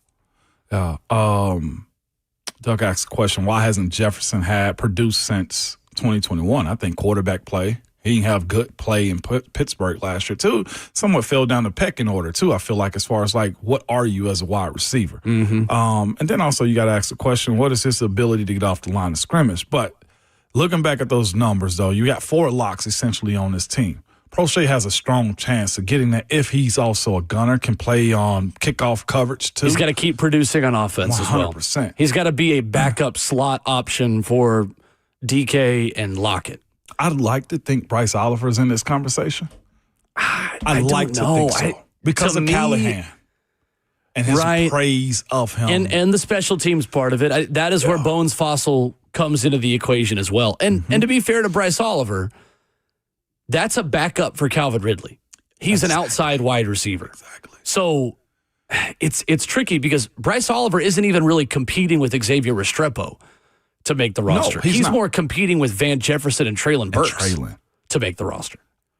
I think the first out, Savage, turn your radio off, is Traylon. His best bet, and I said this earlier this offseason, I think people looked at me sideways. I was like, his best bet is for him to start the season off on PUP so he can get those checks. Yeah, and Brian Callahan says he's 80% at the moment. I'd wing it. In his position, and what I'm saying is this. Y'all going to have to give me an injury settlement. Right. Or y'all going to have to put me on a PUP. And then I'll see if I'm healthy and you can cut me later is the way I look at it. That's just a business decision right there for a guy that did not get his 5th-year option picked up. Coming off an ACL, too. Let's go to Bam, 615-737-1045. Hey, Bam. What's going on, fellas? How everybody feeling? Good. Good morning, how are you? Bam. Well, man, Will, congratulations, my brother. Thank you, sir. Look forward to seeing you in Denver and a few other places. Now, in order for you to be ignited, you have to come to one of the Tennessee parties. Okay. Where the fans get together. I can do that. And just have a beer, have a shot with us, and everything will be good. We'll get you in the bed early enough so you can get up and be ready like Ramon used to do. Hey, don't worry about it. I'm still young and stupid enough to be sleep deprived and be here feeling good. Don't worry about it. Just don't meet up with Bam in Denver. That sounds great. Just don't meet him in Denver. Okay, shut up.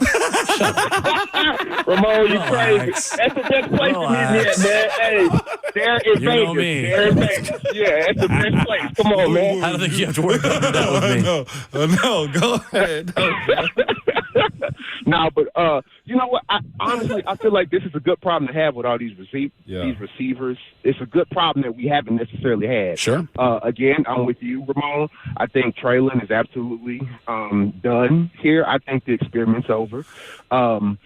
But I'm excited to see. I'm keeping my powder dry. But Cam is giving me vibes like we may be a sneaky team this year to get us somewhere where a lot of people don't expect us. I seen something on ESPN where one of the guys was talking about just his development and how everybody's now starting to get on the Tennessee bandwagon, talking about they're not going to be surprised if the Titans are a sneaky team to get into the playoffs. So it's kind of one of them things where you keep your powder dry, but it's almost kind of like, yeah, I can start. You're starting to feel a little bit of a different momentum about this team now. You know what I'm saying? Yeah. So that's just kind of where it is. I'm all Tennessee. I bleed blue either which way it goes. But I'm giving us 8 to 10 games now. You betting? Are you willing to bet the over? I am. Okay. I'm crazy. Booked it. I'm crazy. Okay. I like it, Bam. I ride with it. I like the optimism. Thank you, Bam. Good to hear from you, sir. There it is. Definitely good to hear from you. Appreciate it, man. I think I don't blame them. In this league, there's always a chance that teams can go worst to first. Happens every year. We had that conversation. We did. We had this conversation a few weeks ago that in the NFL, all 32 teams have a pathway to being dangerous. Yeah.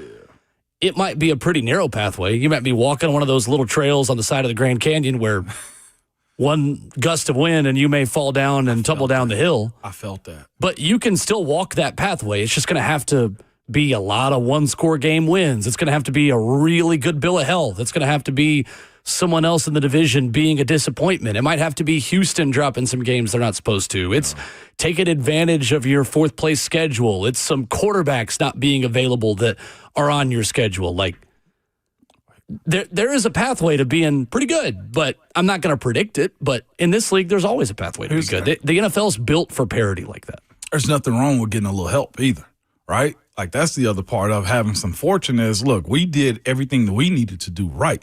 And that's why I think it's most important for the Titans. And you talk about, like, you know, winning a few one-score games. And I'm trying to look at right now just the differences in, like, turnovers from last year to this year. Like, the Titans had, what was it, that team stats defense, what was it, 11? No, 11 touchdowns. That's crazy on the ground. Last year against the defense gave up 21 touchdowns on the ground. That tells me, number one, porous when you didn't need to be. Other teams had the ability to turn the clock out, and that's why I think it's super important for rush and coverage to work well together with one another this year. And not just that, if nobody runs on the Tennessee Titans is the motto, then you got to absolutely live that week in and week out. You can't just say those things and expect everybody to believe you. Right. Want to hear from Nick Holtz talking about the edge he wants to see from the offense and giving plays to Cam Ward while he is still trash-talking Jeffrey Simmons and actually understands the play that is still being given to him. Here's the Titans offensive coordinator. You know, that I wish I kind of had that level of poise at some point when somebody was talking to me like Jeff. But it was fun. I think that's an energy to practice. When it's handled well and it's kind of doesn't ever go too far, but it brings everybody's kind of energy level up a little bit. And probably on offense, it's a little something we've needed. You know, we need a little bit of edge to us. And there's so far, it's June, whatever the day is, but Cam's got a little bit of that to him, and I think it's good. Everybody kind of feeds off of that, which is good. It's 100% right. Ramon, we had this exact conversation yesterday. Yeah, we did. How many times have we seen the Titans defensive line jaw and talk and yell? And you added another talker in there, by the way, with Femi Oladejo. You hear him before you see him, and not a bad way. Yeah. He's a confident guy. Right. Offensive line never says anything back. Ever. That's just a personality. Fight back. Come on. Let's go. I know. I'm trying, Will. Cam Ward is. And J.C. Latham, you mentioned yesterday that Cam headbutted Jeffrey Simmons the other day when they went helmet to helmet with each other. Yeah. Well, I love and hate that for Cam, too. One, because, like Coach Holt said, he needs that. Right? Like, he as an offensive coordinator and the team needs it too. But I hate it for Cam because I like my quarterbacks to be fired, but I don't like for him to be that guy all the time. When he's barking, I need the big dogs walk up behind him and overshadow him. It's like, what, you got a problem here? Like Ice Cube and boys in the hood. You know what I'm saying? We got a problem here? Well, I'm going to get you watching that movie. We got to take some road trips. Listen, Austin Stanley was talking to me about I'm watching a movie yesterday, and I was like, who is that? To that What's that? point, if Cam is up and barking, those 5 plus extras need to be right behind him too. Sure. And like Coach said, you to be able to have the poise where you don't pop off and punch somebody or push, because that's all it takes sometimes in those moments, is solid for Cam. He understands the gamesmanship of it. Jeffrey Simmons, I'm talking right now, had a tweet about it also yesterday too, as far as like the poise and the fire that Cam has as it pertains to his competitive spirit. And Jeff understands that to be the case also. It's not like it's done in malice. Yeah. It's one of those things where he respects Cam and Cam respects him, and this is just competitor on competitor trying to make the team better. I thought this was interesting from special teams coach Bones Fossil yesterday on Xavier Restrepo not just being a wide receiver and punt returner option, but even being a coverage guy potentially on special teams. Here's the Titans special teams coach yesterday. Yeah, and that's a great question. And what I've learned is, if a guy's kind of pigeonholed as not the biggest guy or not the fastest guy, he usually has a lot of versatility. So without having maybe a predominant trait, but you got a lot of other good things, I think that's where some of the strengths lie in a lot of special teams guys, is their versatility. And I think his college tape proved that he can return the ball, but he can also block in the return game. And then, finding a spot for him on the cover game, there's always a spot for guys that are tweeners, I guess you could say, whether it's a gunner or a wing on punt or really anywhere on kickoff. So I find a ton of value in versatile guys. And sometimes when guys are super fast, they're really just one thing, and that's fine. Or they're really big and strong, they're just one thing. But the guys that are the tweeners, like a lot of times safeties are, they're not the biggest guy, but they're not the fastest guy. But, man, they are so good because you can kind of match them up against both. And I think that's where Restrepo kind of fits, is that versatile piece that we got to be creative with to get him on the field. That's Bones Fossil, special teams coordinator. Ramon, it may not matter, but hearing Restrepo and watching him and understanding more about his work ethic and his path to get here, he is going to be willing to learn whatever you teach him. It doesn't mean he's professional football level. It doesn't mean he's guaranteed to make the team. I think he has the work ethic to say, all right, if my way to make this team is to be a blocker on special teams, I'm going to be the best dang blocker you've got. You best believe it. I like his mentality and I like his personality so much. And I'm rooting for the guy. I think as of today, Restrepo is on this roster. It's way too early to have any kind of strong opinion about that. But I just believe in the guy quite a bit. I feel the same way, too. Like, I'll be honest with you. In my pathway on being an undrafted guy, like the veterans knew early. Some of the writers wrote about it early too. In this phase of it, keep an eye out. It's the conversation you're having about Xavier Restrepo. It's just that he does come with a higher billing, right? He has a higher profile. His production there. His production was there, so it's easily understood onto why he has that. But to Coach Fossil's point, like his ability to be that tweener type, like I do want to see him be put in the furnace a little bit when it comes to punt protection. Or if it comes down to coverage on kickoff, those are the things that you need. Because if the production matches his name, Will, like this guy's going to have a long career, barring injuries or he get a case of the dropsies or something. Mm-hmm. 615-737-1045, the final call for phone calls. We will get you on the way out. Some headlines: a receiver in the NFL who might be on the Eddie Lacy diet. That's next.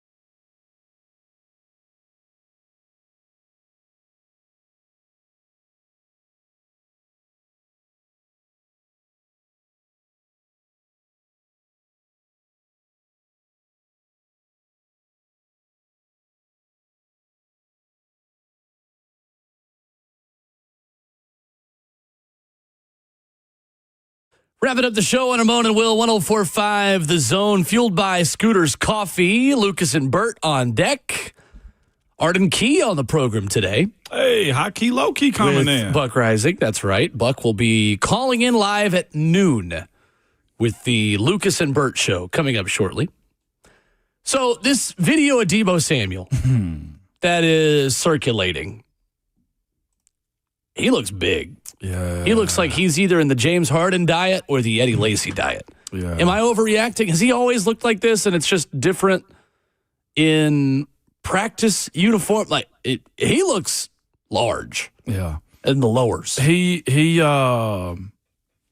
He's always, I think, been a thicker athlete. Yeah. As it pertains to his size. And that's the reason it was easy for San Francisco to put him at running back, right? Because he's a bigger wide receiver is what he was. So it's easy for him to make that transition. But yeah, well, right now, just on the images that we've gotten, he looks a little fluffy, as some would say. Fluffy is crazy. But what I would tell you is I myself have even lost over 20 pounds in a month of training too. You know what I'm saying? Like, he's got time to get in tip-top shape. Right. It's June. And there's no other way to do that than public shame.